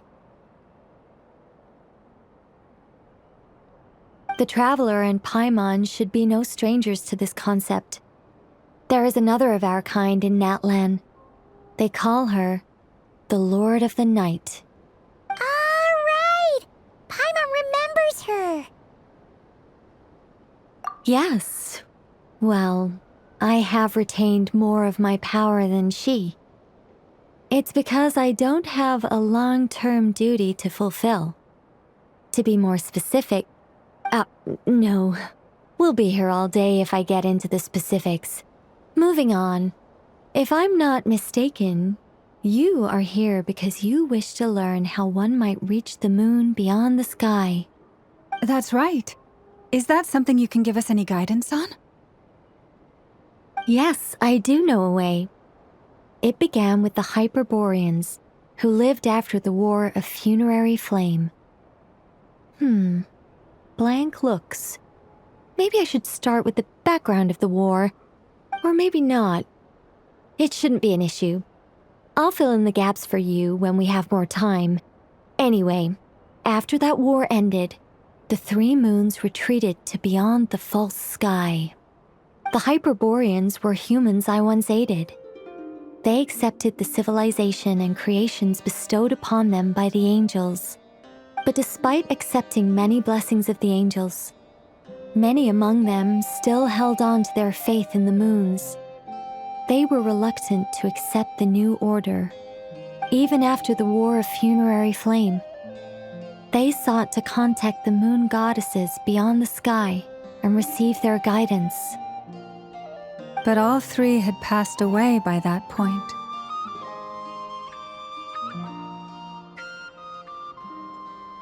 This mage has a unique method of communicating. Is she talking about the moons? Yes, but they did not know. And so, still they prayed for the moon goddess's mercy. After building titanic structures that consumed vast amounts of Kuvaki, at last they glimpsed the moons and heard their voices. But of course, they were gravely disappointed, for it was then that they realized the three moon goddesses were dead.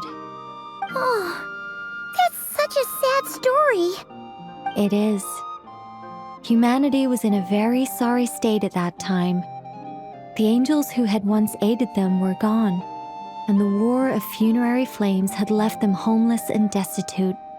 Just a second, I gotta ask. How relevant is all this history to the task at hand? Well, I mean, it's... Okay, it seems we've drifted into irrelevant narrative waters. It's been a while since I've had the chance to speak inside someone's head. As soon as I got started, I lost control and the words just flowed out like a waterfall. What I'm trying to say is... Right, yes, that's it. The relevant part is the ritual created by the Hyperboreans.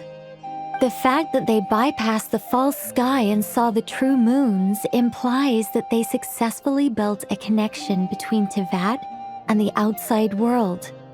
Which means, with enough Kuvaki and a sufficiently stable connection, it should be feasible to send one person over the border.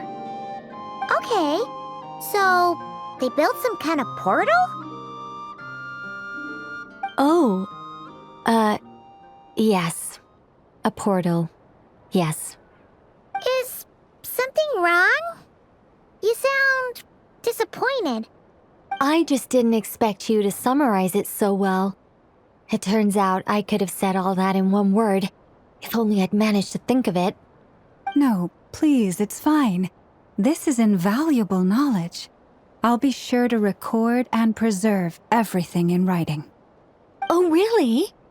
Well, in that case, I suppose I could backtrack and add some more detail.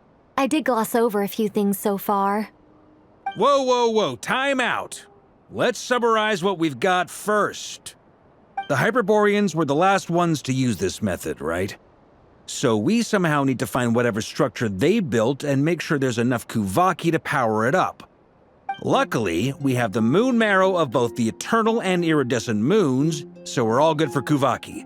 Which means the key issue we need to focus on is finding the place. Am I right so far?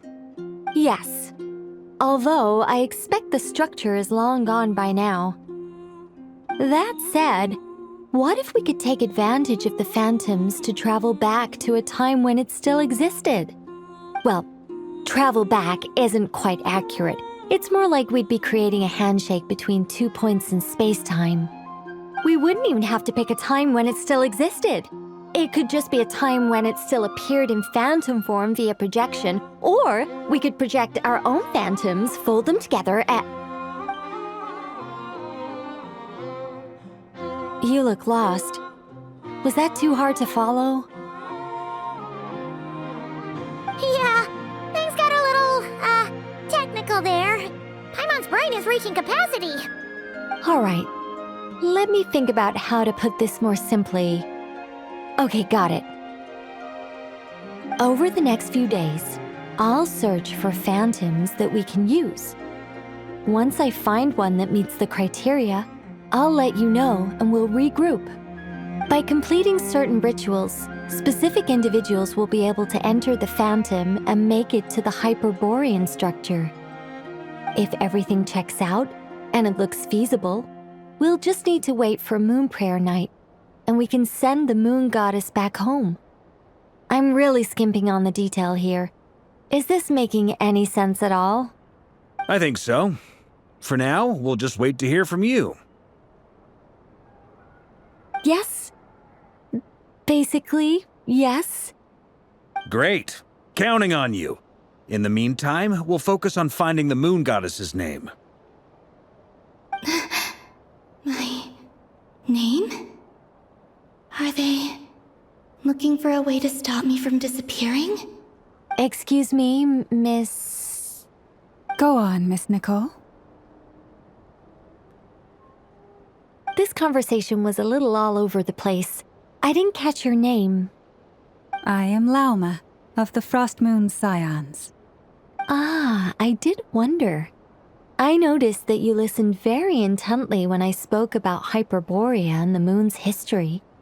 If you'd be interested, I'd love to visit you this evening and go through it again in greater detail. Also, if you were serious about making a record, it would be too risky to simply write down the raw details as is. I would suggest some tweaks. Maybe rewrite the stories as fairy tales or fables, perhaps even prayers. Anyway, we can cross that bridge when we come to it. So, see you later then? Oh, and no need to prepare anything.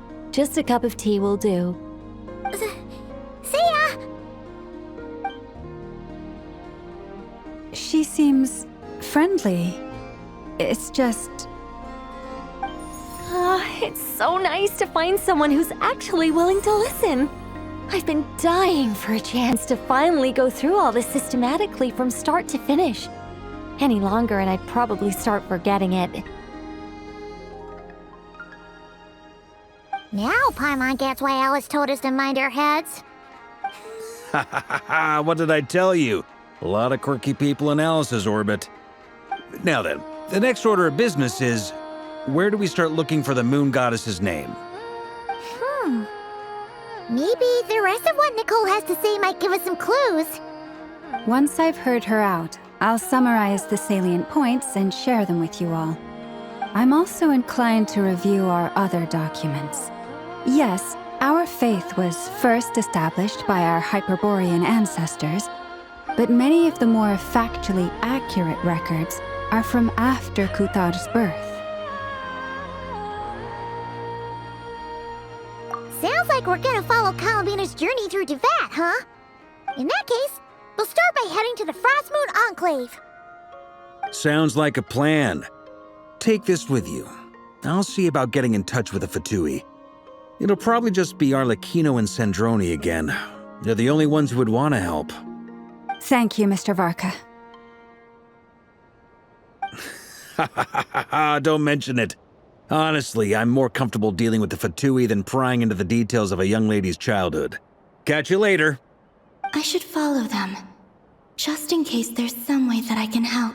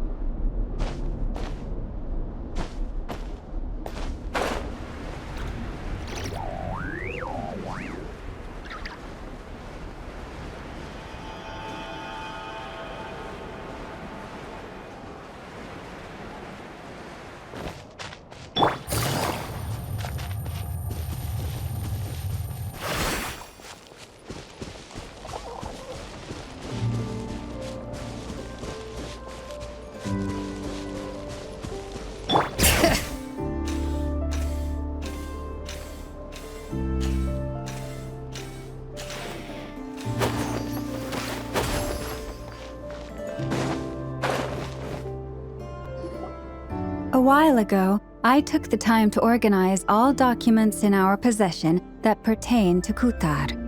What you see here is the material I consider reliable. You're saying there's unreliable material too? Yes. Most of the information we have was transmitted through an oral tradition. Inevitably, some of her stories were mythologized and deified over the years through countless retellings. That's why I organized them into reliable and unreliable. There's no sense seeking answers in history unless we can ensure the veracity of the historical record. Makes sense. All right, let's take a look through.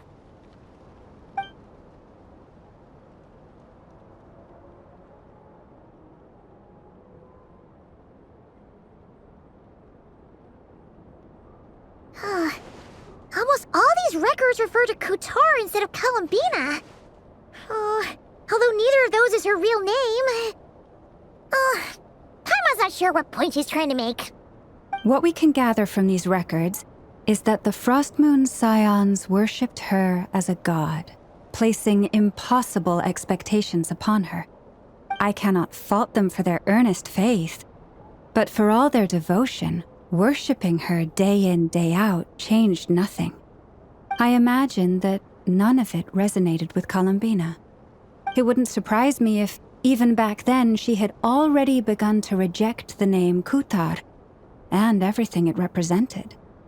Lauma speaks the truth. When I heard them call upon Kutar with hope and expectation in their voices, they may as well have been calling upon somebody else.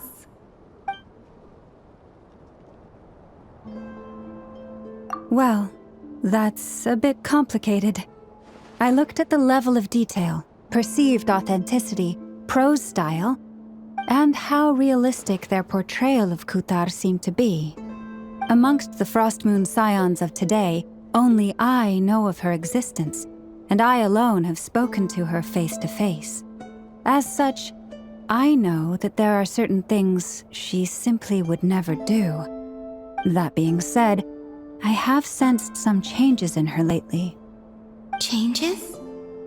Me? Seems like this is getting us nowhere. For what it's worth, why don't we check the unreliable sources too? Sure. Give me a moment.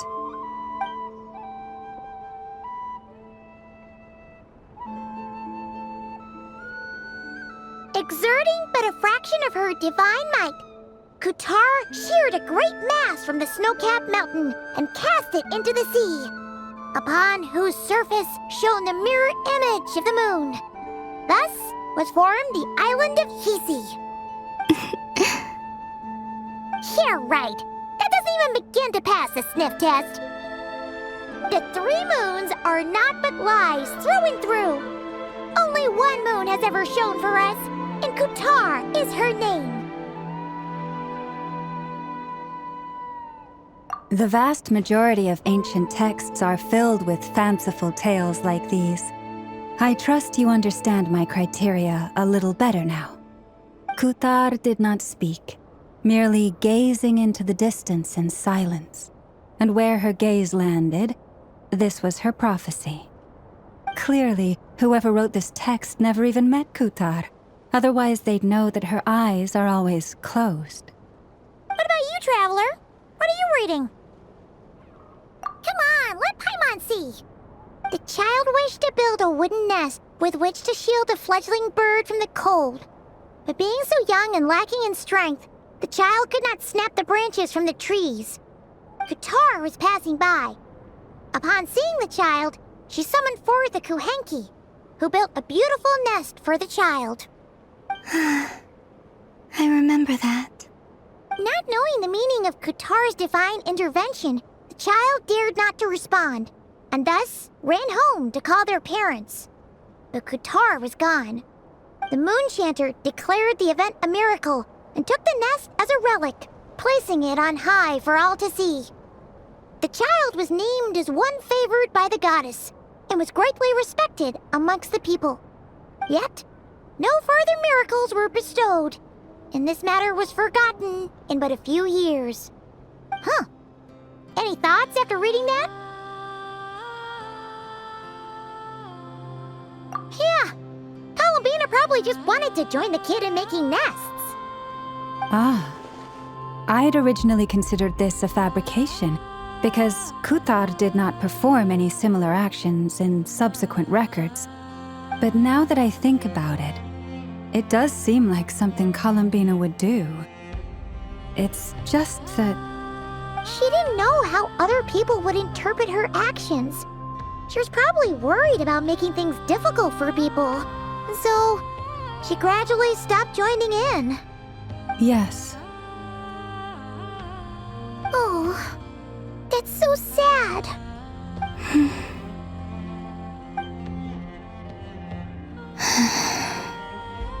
And now, I can make no such gestures of warmth, even if I want to.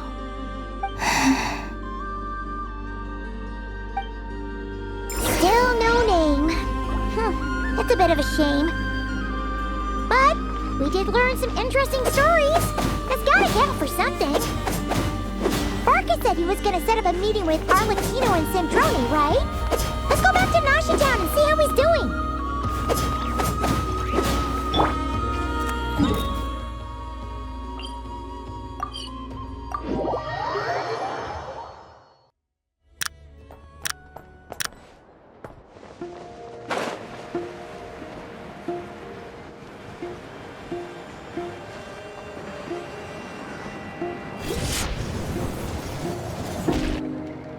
Let's see.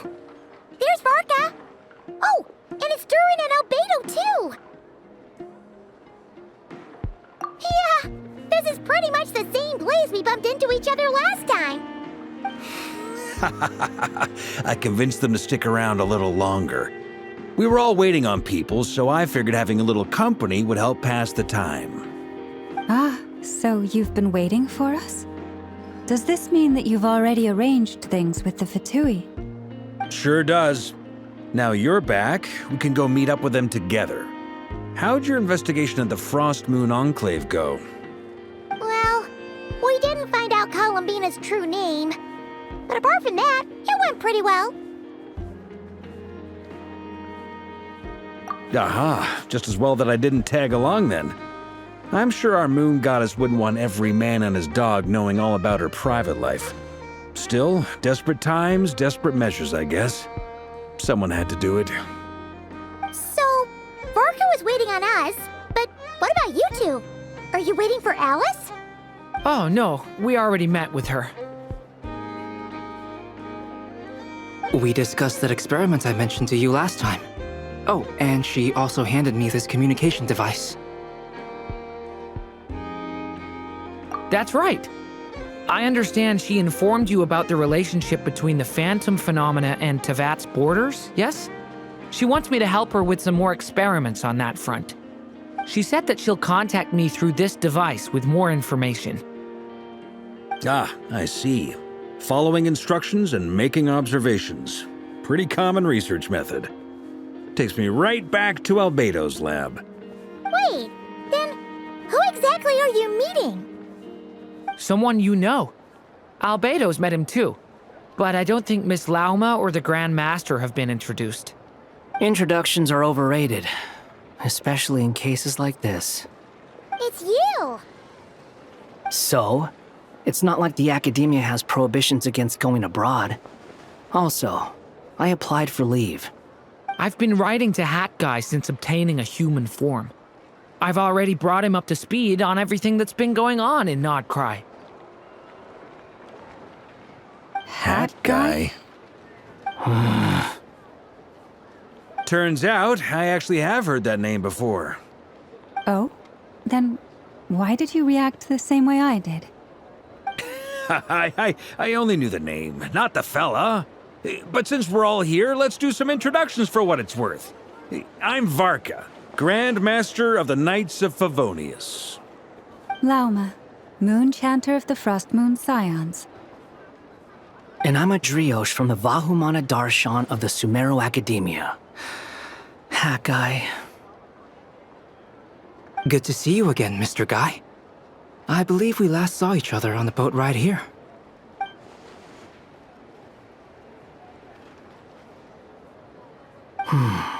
Mind you, the only reason I came here is because there's someone I want to look into. Who's that? The Doctor, also known as Dottore, second of the Fatui Harbingers. From the tone of your voice, it sounds like there is bad blood between you. I was reviewing our archives and noticed that a lot of information about him was missing. Left a bad taste in my mouth.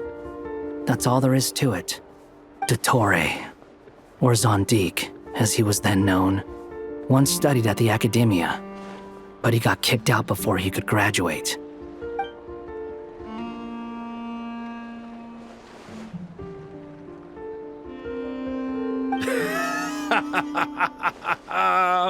So the Harbinger's #2 man is a college dropout? How embarrassing for them. Last we heard, he was planning something. We actually heard that a few times before, even coming to Nodcry, but we haven't seen a trace of him since we got here. He only appears when something interests him. For all we know, he might have left already. But the fact he did something here at all is worth noting. It'll fill a couple extra lines in his file. Why does it sound less like a file you're writing and more like a criminal record? Anyway, we were just about to meet 2 of the other Harbingers. Want to come along? You might learn a thing or two about him there. Sure. Even though they're Harbingers, well, they're old acquaintances of ours, so, you know, when you talk to them, try to be... I got it. The Frost Moon Scions' relations with the Fatui remain tense. Forgive me if I do not attend. In that case, we'll continue assisting Miss Alice with her experiments. Good stuff. Everyone's having a fruitful time. All right, we better get going. I'll lead the way.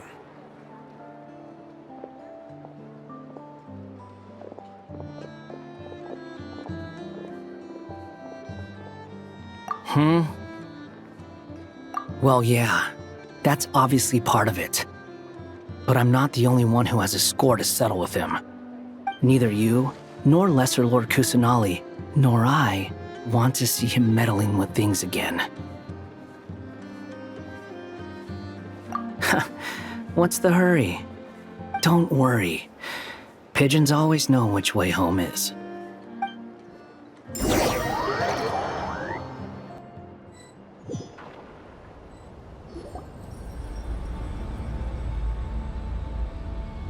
You made it. Who is this? A scholar from Sumeru. They call him Hat Guy. He's an old friend of the Travelers. Wait, this is the Academia representative you wrote about? He doesn't exactly look the part. I believe this will prove my identity. You'll notice it bears the seal of the Sanctuary of Surasthana. Well, what do you know? So it does. All right then. My mistake. It's fine. I expected as much. What? So as I mentioned in my letter, the Academia's got its eyes on Dottore. But this matter remains top secret. Apart from those assisting in the investigation, the fewer people who know, the better. If anyone asks, I'm here in Nodcry to pursue my personal academic interests. Gotta say, Barca, you did pretty well to keep all this under wraps for so long.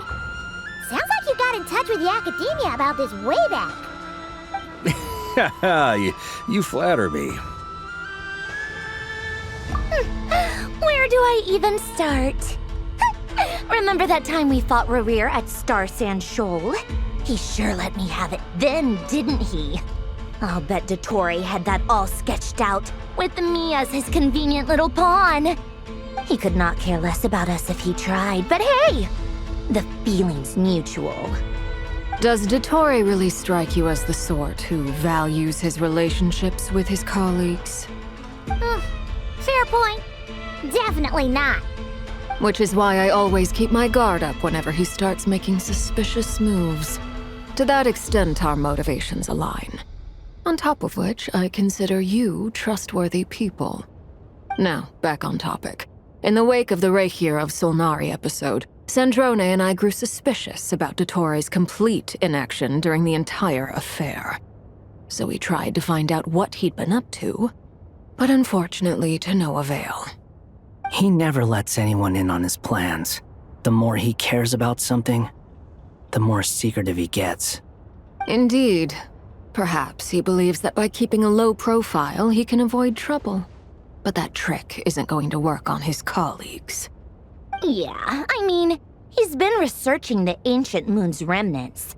And he's been trying to get his paws on the moon marrows. Only an idiot would believe he doesn't have something more planned.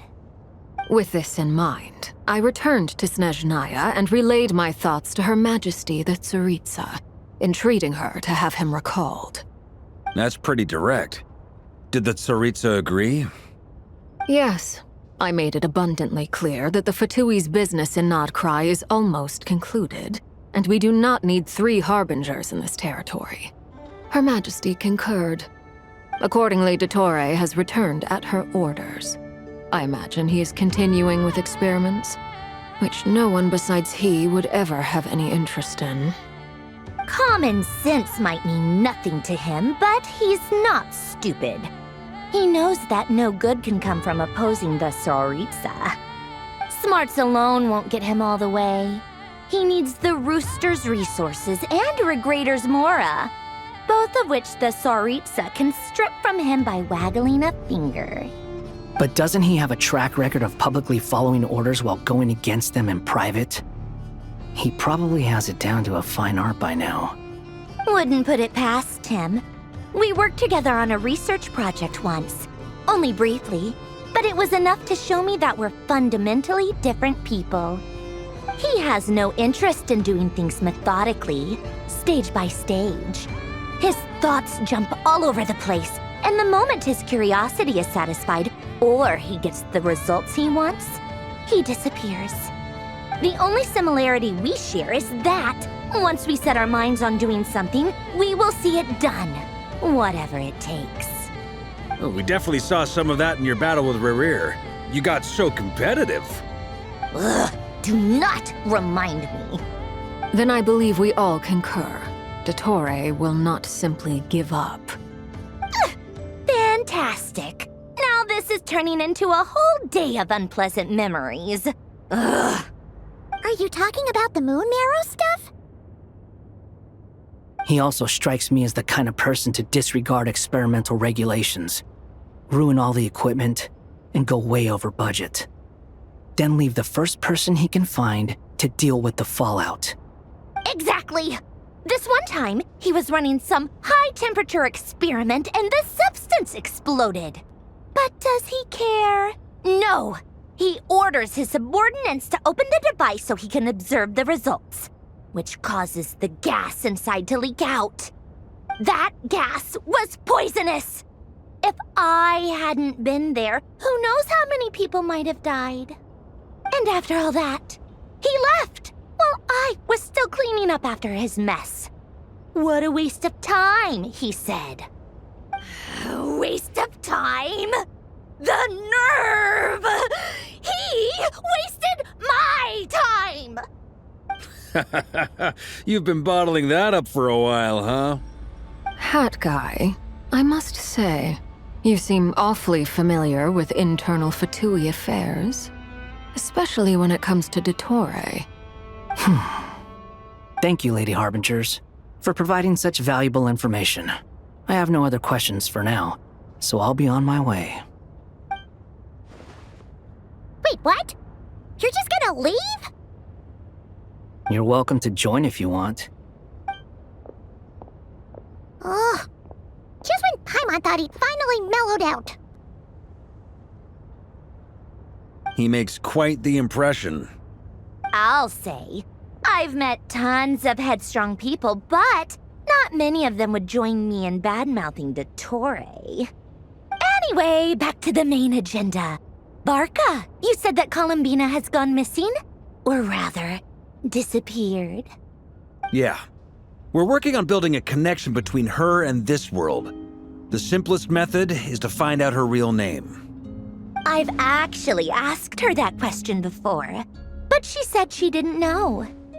Considering our relationship, I doubt she was lying to me.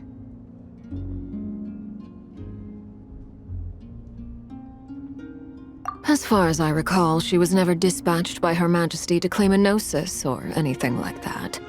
The Tsaritsa's plans had long contained a place specifically for her. I always thought that was weird. What could she do that the rest of us couldn't? Knowing what we do now, it's probably something related to Kavaki, right? More than likely. When she first arrived, Columbina would often go to Her Majesty and ask when she could start the task assigned to her. But Her Majesty always gave the same reply. The time has not yet come. So she spent her days in Snezhnaya doing basically nothing. The Tsaritsa has summoned a beautiful blind maiden to be a harbinger, giving her the third seat by virtue only of her enchanting voice. It was a dumb and stupid rumor, but the reality of the situation made it hard to refute. And what happened after that? I imagine she stopped caring. She no longer seemed to care why she had been recruited, and Her Majesty never gave her any missions, so she just continued to sing in the flower garden. For my part, I was busy. So busy, in fact, that watching someone be that idol had me fuming. But still, I got the sense that she had long been used to a life of other people claiming she was needed when she wasn't. I just felt that having a place to stay would cost me something eventually. And so I waited quietly for the day that I would have to pay the price. And on the other end of that spectrum, you had me. Someone once told me that I had the lousiest work and the toughest luck. That's a good way of putting it.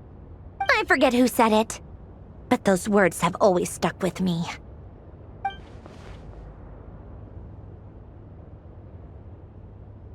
But you've done your job exceptionally well all this time. Because at heart, you are a conscientious person. What is it? Something come to mind?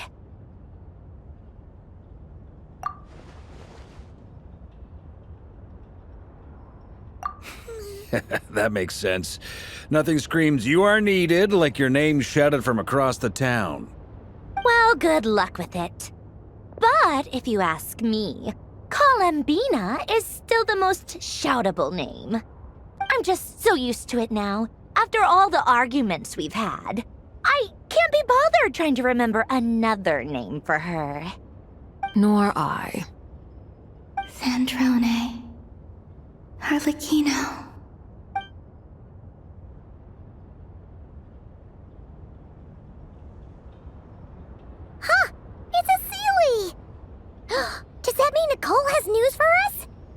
Ladies, I thank you for your hospitality. If the chance ever comes up, I definitely owe you both a drink sometime. I'm sure it will. You can make your own way out. Heck, you've been here enough times, you probably know your way around better than I do. Okay, time to do what adventurers do best. Follow that Sealy!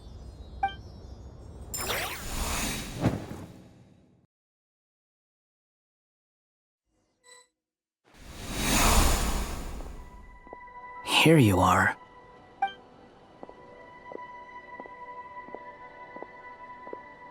Oh, hat guy. How come you're back so soon? Did things go all right with the Fatui? Fine. Dotori's been summoned home by the Tsaritsa. Couldn't get much more than that. How about you? Any progress with the investigation? Unfortunately not. We've tried everything. Different phantoms, different locations, different points in history. But the results were the same each time. Abyssal monsters roaming the land. People crying out in despair, with no hope of being rescued. Every time I see it, I can't help but think, is this what it was like in Mondstadt when Dragonspine Durin attacked? And if I fail in the task I've been given, will I create yet another tragedy? That's just meaningless speculation. When we encountered similar phenomena previously, I tried to interfere with those illusions, using sounds and lights to guide them. However, we could not change their fates. At most, we were able to extend their existences. The events of the past are like fate that has been written into Irminsul. There isn't a living thing in Teyvat that can escape its past.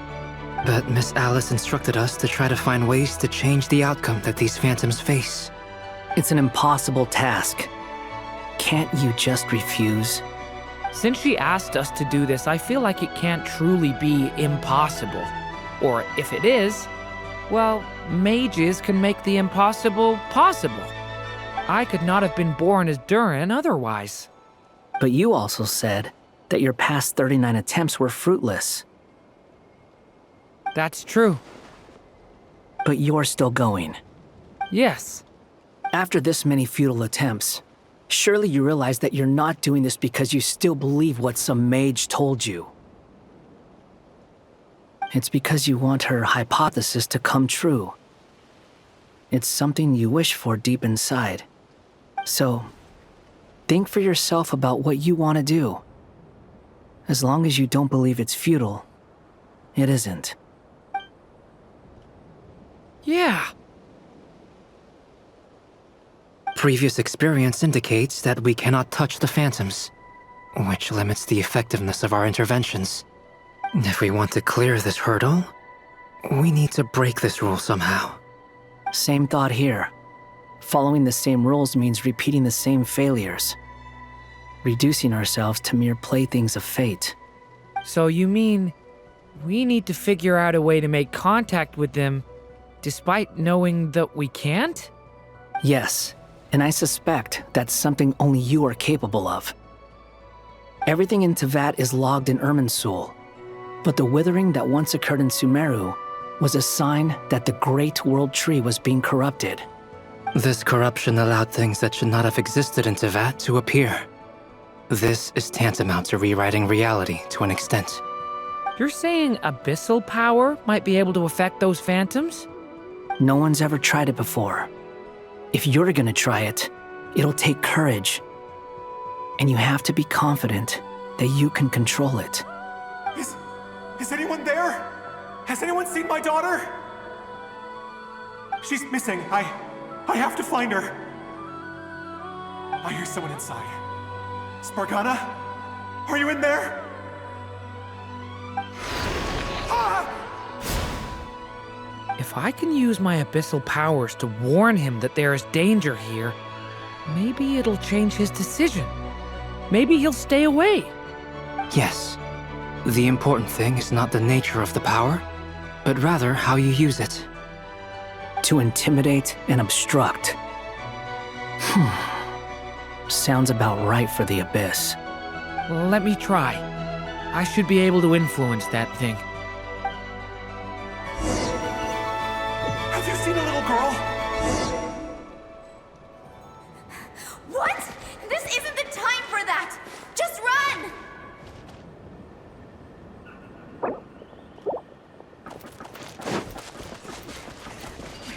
I hear someone inside. Spargana? Are you in there?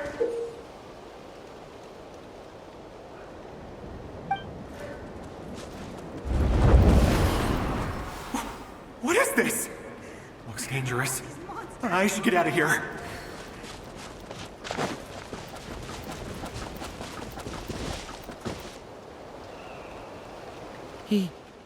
He really left.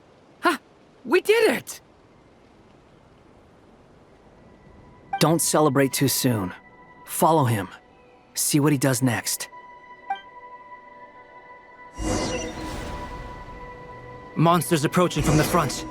You need to stop them and create an opportunity for him to hide.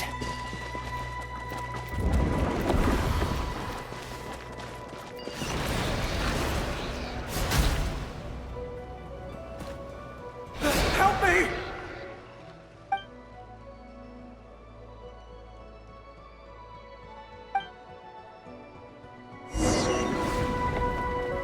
Monsters approaching from the front. You need to stop them and create an opportunity for him to hide.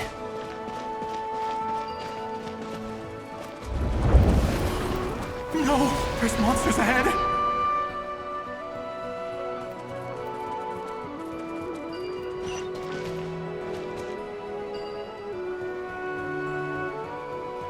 Wait, is that the barrier I saw earlier? Why is it appearing now? It's as if someone's controlling it.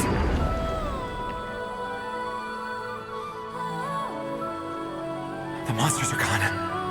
Is it safe now?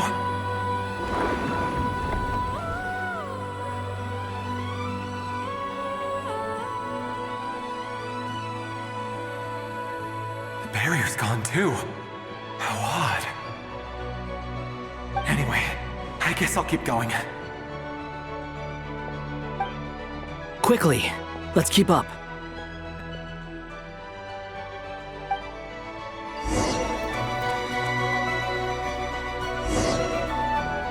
Wait, there was someone else here? Don't go any further. We've got anti-monster traps laid out everywhere. But my daughter must just be up ahead. I have to go. This way's blocked.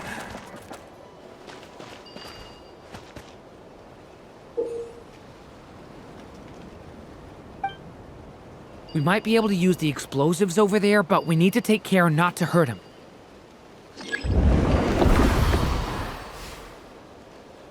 I'll use the barrier to keep him at a safe distance. This barrier seems to be helping me somehow. Hey, hey, wake up! Oh, no good.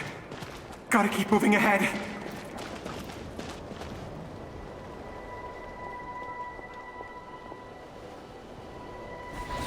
So many monsters!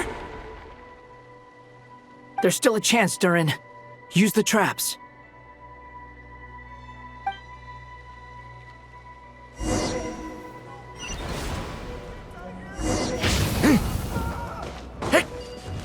Watch out!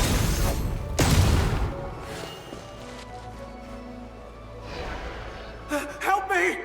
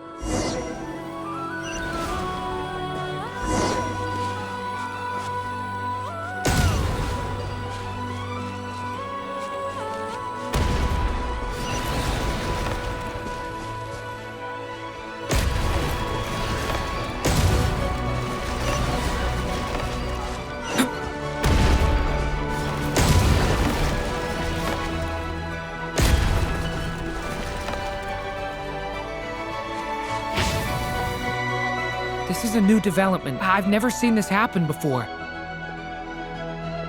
We might just be able to save this person.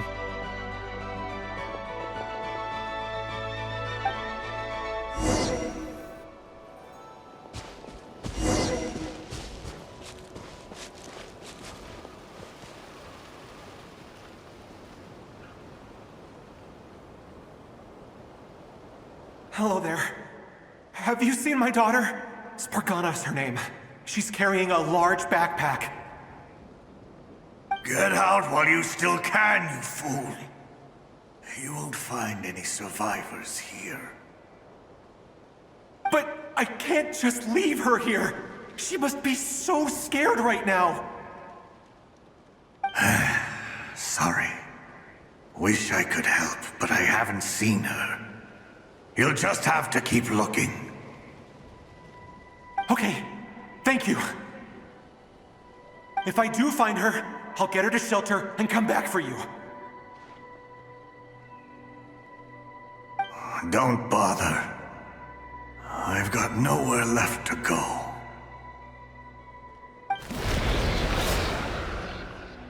What's that noise? Monster! No, if he goes inside, he'll be walking into a trap. Let's try this once more. This time, we have to stop him.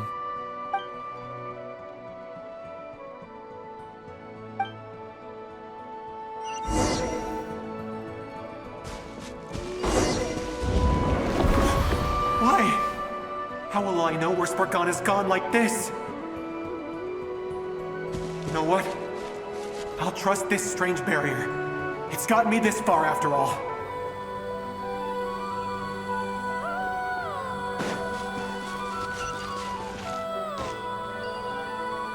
What? What's this? Hey! Let us out! Spargana, are you there?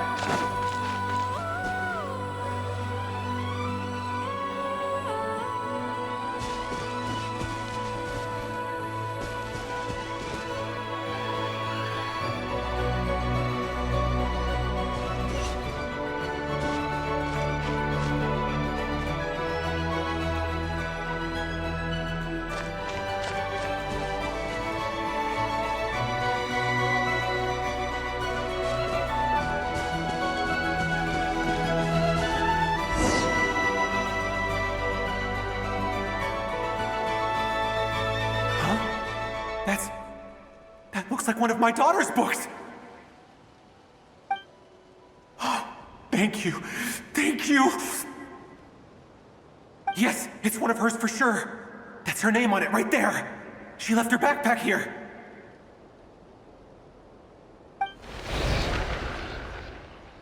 Durin, just like last time. Use the explosives.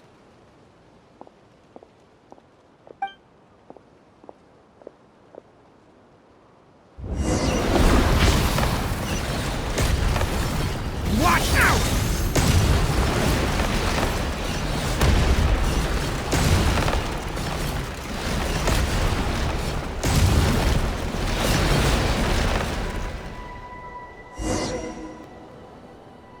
It won't work. There's not enough left.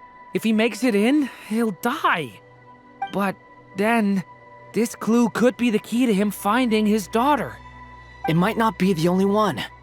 Better he misses that clue than loses his life. I guess so.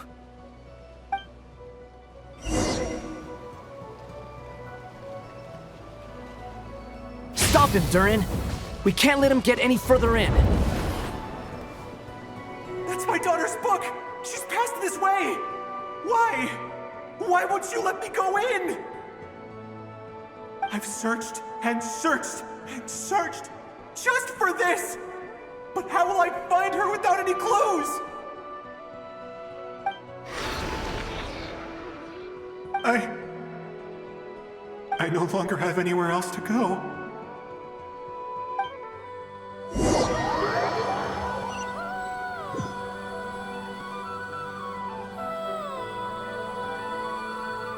I'm sorry.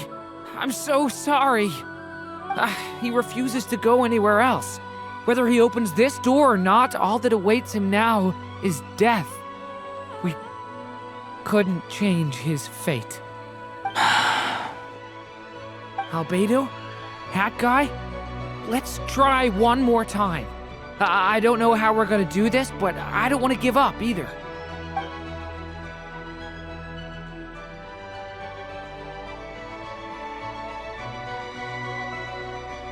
Why am I here?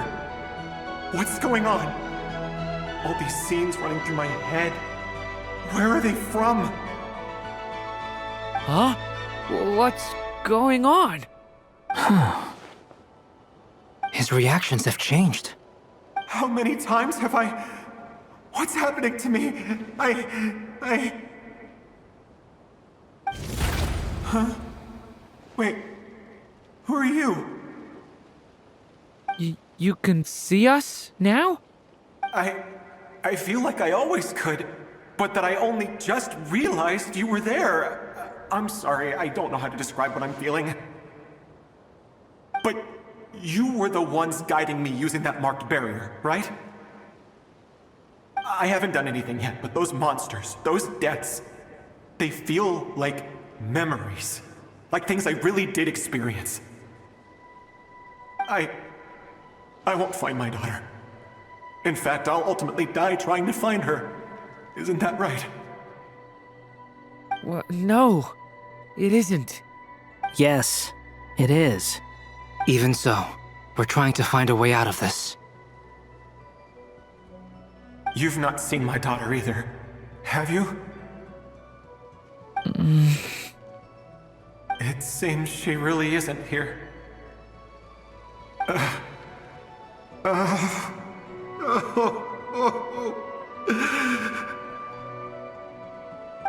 I'm sorry we couldn't help you.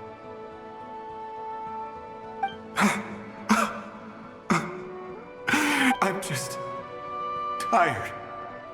Maybe this is destiny. Maybe it doesn't matter how hard I search. How long do I have left? Experience says 15 to 20 minutes. 15 to 20. Thank you for all your help. Let's rest a while. You look exhausted too. Now's not the time for you to start pitying us. It's not pity. I'm just realizing that I've only got 10 or so minutes left. You know?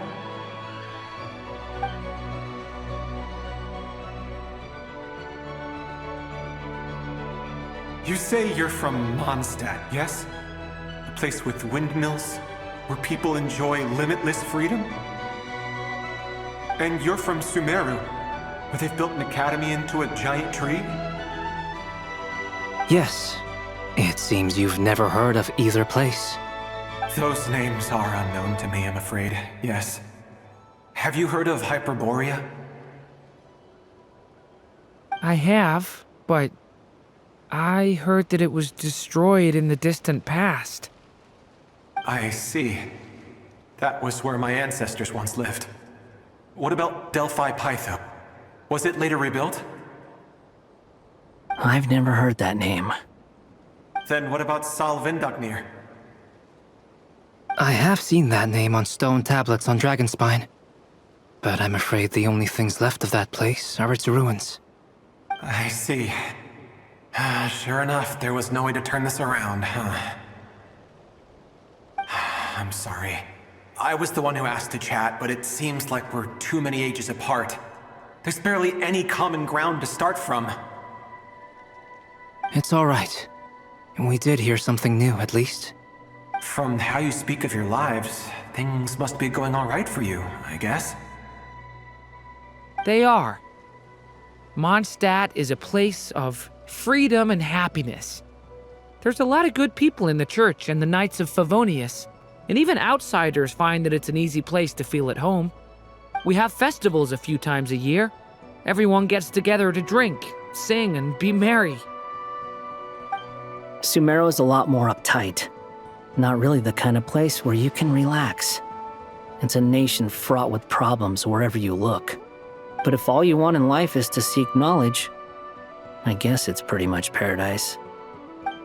That's wonderful. In other words, after this all-devouring black tide passed, humanity did not merely avoid extinction, but rose to build prosperous civilizations anew. I mean, I can see you all right now. That must mean the future isn't a total mess, right? That's true. Well, time's almost up. Let's part ways, I think. Might be best if you don't waste too much time on me. The chances are slim, I know, but I'd like to spend these last few minutes looking for Spargana. If things work out, I'd love to tell her about what I've heard. May we meet again. Well, or not, most probably. In that case, may your wishes come true.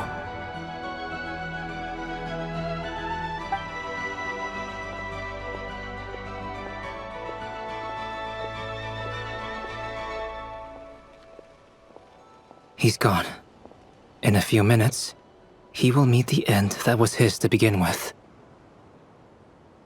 The ending of this tale did not change, but I believe that we've just made the most progress we have yet.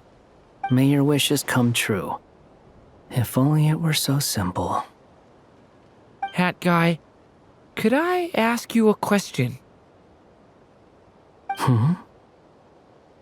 You've never talked about your past. It seems complicated, and it weighs heavily on you, too. Would you be willing to tell me about it? I mean, sometimes it's better to get things out in the open. Take that guy we try to help, for instance. At least he said goodbye with a smile, right? I know about Albedo's past. Our experiences are very similar, and he created me. As for you, you're my first friend, and you've witnessed every step I've taken. But by comparison, I know nothing about you. Either way, I mean, we're still best friends. But if I knew more about you, I might understand your thoughts a bit better. I've told you about myself. I'm a student at the academia. And what did you do before that? Prepared for the entrance exam? All right. If you really don't want to talk about it, I won't press you any further. I was a puppet built from the branches of a white tree, using technology left behind by the Conrian schools of mechanical engineering. A white tree? You mean an Irminsul tree? Yes, a branch of Irminsul that was once connected to the main tree. So you had a human creator too? Yeah, but my creator abandoned me after deciding that I was a failure. After that,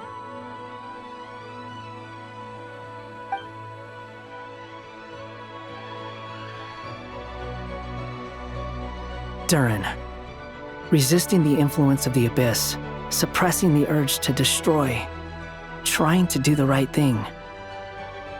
None of these things are easy, but no matter how hard they are, trying to rewrite past wrongs is far harder. You asked me if you would create a new tragedy if you failed. I told you there was no point speculating about that, but the real answer is, yes, you absolutely will. That guy.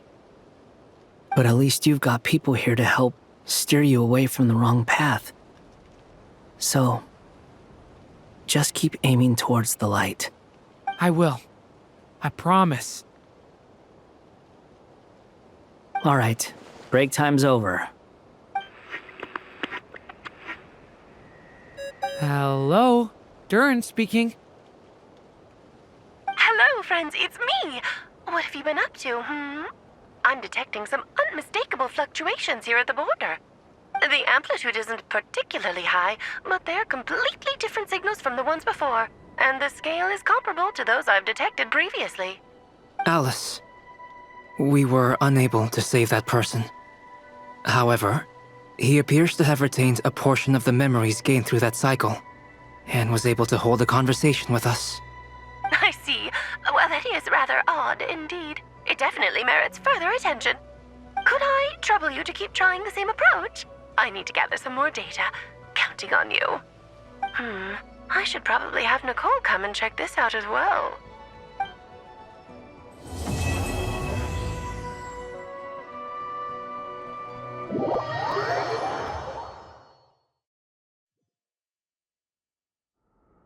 There you are. I was worried you might stop to collect treasure chests opened by the Seelie along the way. It would have taken you so much longer to get here. Another conversation I cannot hear. I am delighted to see that you understand what takes priority, and that your adventurer's instinct has not swayed your resolve. Really, I must applaud you for it. You should know. Ah, Paimon's head. Okay, I'll try and keep it short. My senses are telling me that this is where we shall find the entrance to the ruins. Oh, cool! Well, what are we waiting for? Let's open it up and see! Patience. This was a sanctuary of great importance to the Hyperboreans. A special process is required to open the gate. Oh! Like the place that housed the Eternal Moon's marrow?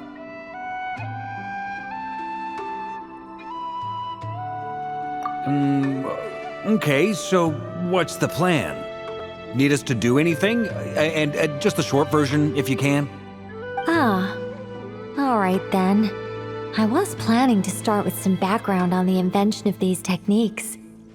Are you sure you don't want to hear it? It's quite informative. Remember what you were saying about priorities? Fine. Simply put, we need 3 human representatives to successfully undergo a process of Kuvaki resonance. Think of it as a test from the 3 moon goddesses to see if the entrants are qualified, with the most recognizable qualification being Kuvaki. Pretty sure Lauma would ace that test. Oh, wait. But we need 3 people. I also have no doubt that the Moon Chanter would be qualified. But we would need 2 other people with the same constitution. Therefore, the most feasible method is not so much to follow the rules, but to figure out how the test functions and find a workaround. I've done some research, and it turns out the mechanism is rather crude. We'll simply need humans to stand before it who have sufficient Kuvaki energy within them. I'm with you so far. How do we get the Kuvaki in them? The easiest way would be transfusion. Take some Kuvaki from Nodcry's soil, put it into the bloodstream, and get it circulating in the body. So we're going to cheat on the test? Precisely. There are other methods, but this is the simplest one. Cheating the system is much easier than trying to hide from it. Huh? Sorry? Does the idea of cheating upset you, Miss Lauma? No, that's not it. I suddenly had an idea. Oh, what is it?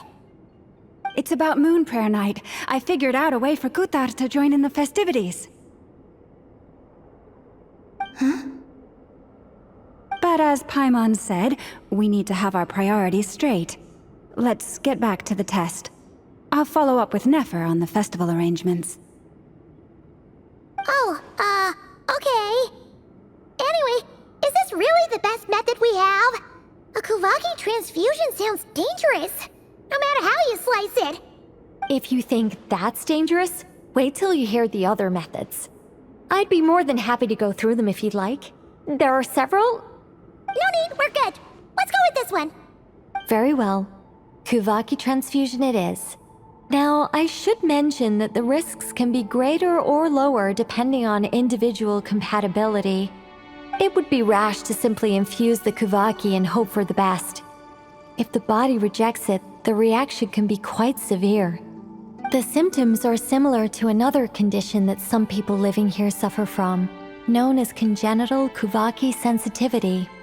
So, before we execute our plan, I will perform a simple test of my own to see who is compatible and who is not. Once that is done, we will have to complete the resonance process as rapidly as possible. The participants must remain stationary while the Kuvaki circulates and bonds with them, and they mustn't eat or drink anything. What? No eating or drinking? That's some hardcore fasting. They'll all be monks by the time they're through. 3 days. Oh, it's so long! And we still need to find 2 more people who are not just compatible, but also willing to volunteer. Fasting? What are they talking about?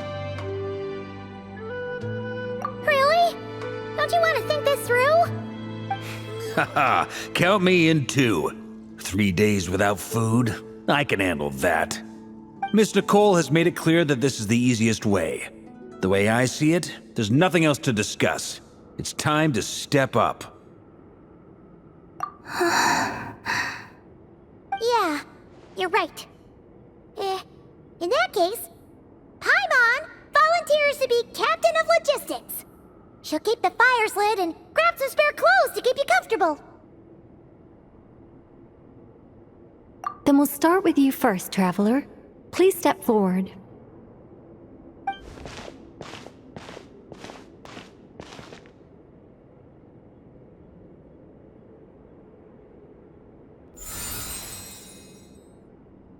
How's it going? Do you feel anything? How about now?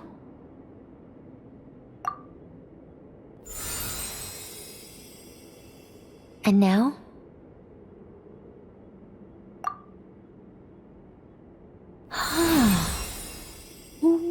What about now? You guys, it's not a competition, you know.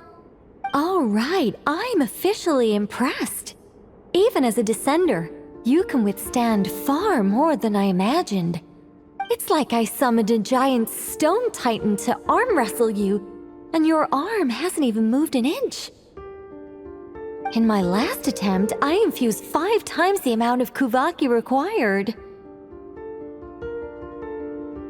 Yes, safe to say, compatibility won't be an issue for you. You're eligible to join. You're next, Mr. Varka. Sure, here goes nothing. All right, I'll start where we left off. 5 times the required Kuvaki dose. Whoa, whoa, whoa, hey, wait a minute. How's it going? No, not great. I kind of want to puke. Feels like I've been drinking too much. A few bottles of wine, then a big stein of Dark Horse, with some hard liquor from Liyue mixed in. You think this is funny? I just lost to a young lady in an arm wrestling contest. I'm never gonna live that down. My apologies. I'll lower the concentration and try again. Oh. How's it going now? I'm not as dizzy as last time, but I can still feel it pulsing around. In that case, you wouldn't be an ideal choice, Mr. Varka. Let's try someone else. Okay, let's go ask some of our other friends then.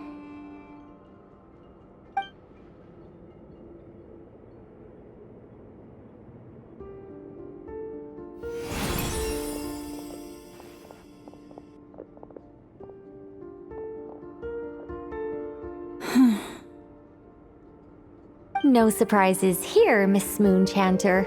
You're perfectly compatible. You may join.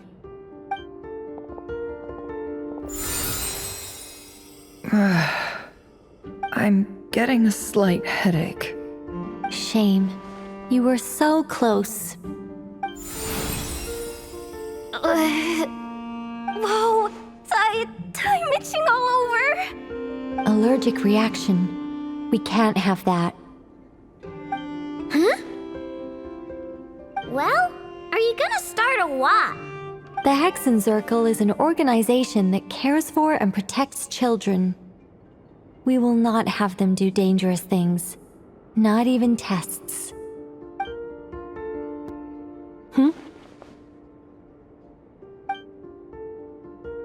Is something the matter? The candidates have to be human. I guess that rules me out too. Huh. Everyone except the Moonchanter got beaten. Guess I don't need to feel so bad after all. I mean, looks like this isn't gonna be as easy as we thought. Perhaps I could ask for volunteers among the Frost Moon Scions. I'll see about talking to some trusted Lightkeeper colleagues. Itlua springs to mind. In fact, I think we had some former Frost Moon Scions join our ranks recently.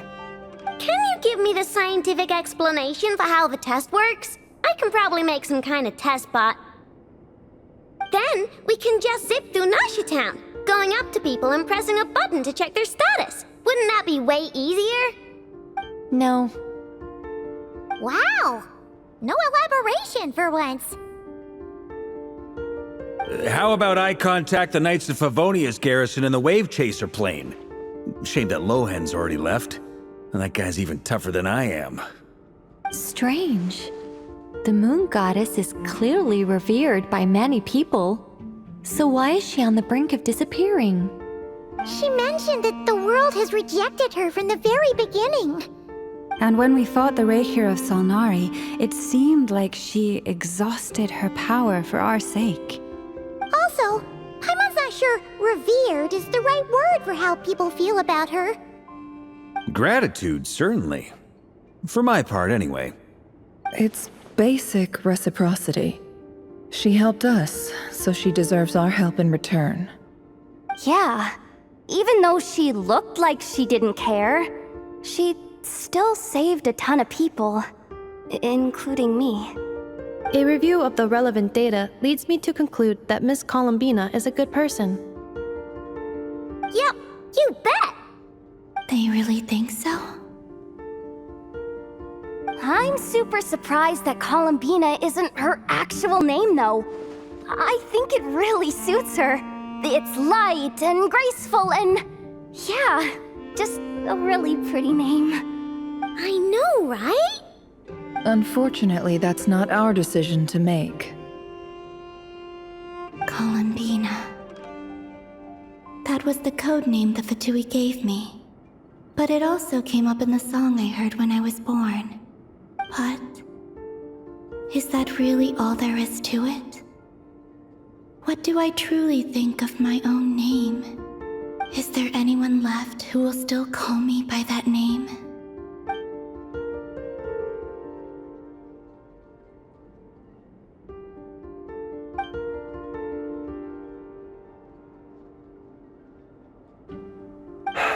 Moon Prayer Night is getting closer by the day. We're running out of time. We need to look for other candidates. Then allow me to try. Huh? What are you doing here? You contacted your friends via the Adventurers Guild. Sandrone has been keeping an eye out for something like that, so she informed me. Since I have the ability to accommodate a moon marrow, I should prove to be a suitable candidate. Arlecchino. When can we begin? I see. We can begin right away. How was it? Did you feel any discomfort? Not at all. Then it seems we shan't need to look for additional candidates after all. Great! Cool. Alright, like Paimon said, the rest of us can take turns making sure the three of them stay warm and comfy. Then, my job is to take care of the caretakers. I will ensure everyone receives food and accommodation. I'm ready as well.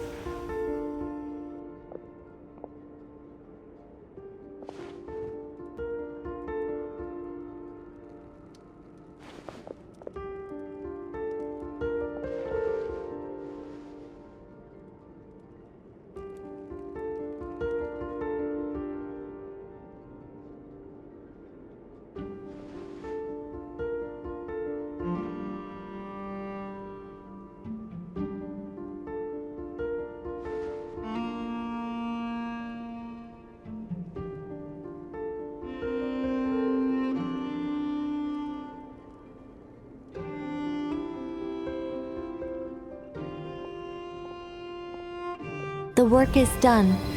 The sacred scroll shut. The stars grow dim, the people silent. The white sun sets, the silver moon rises. O path to the temple, appear now before us.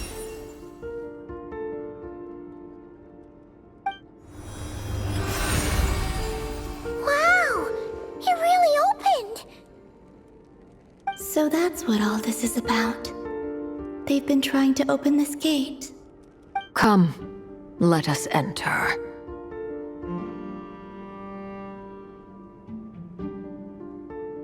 It might be best to eat something first.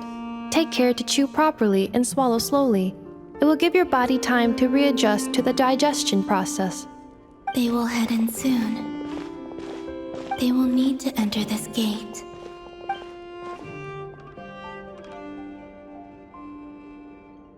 Huh? I cannot pass through. Is it because I have no physical body? It has been 3 days. My strength is all but completely faded. Can I really hold on until Moon Prayer Night?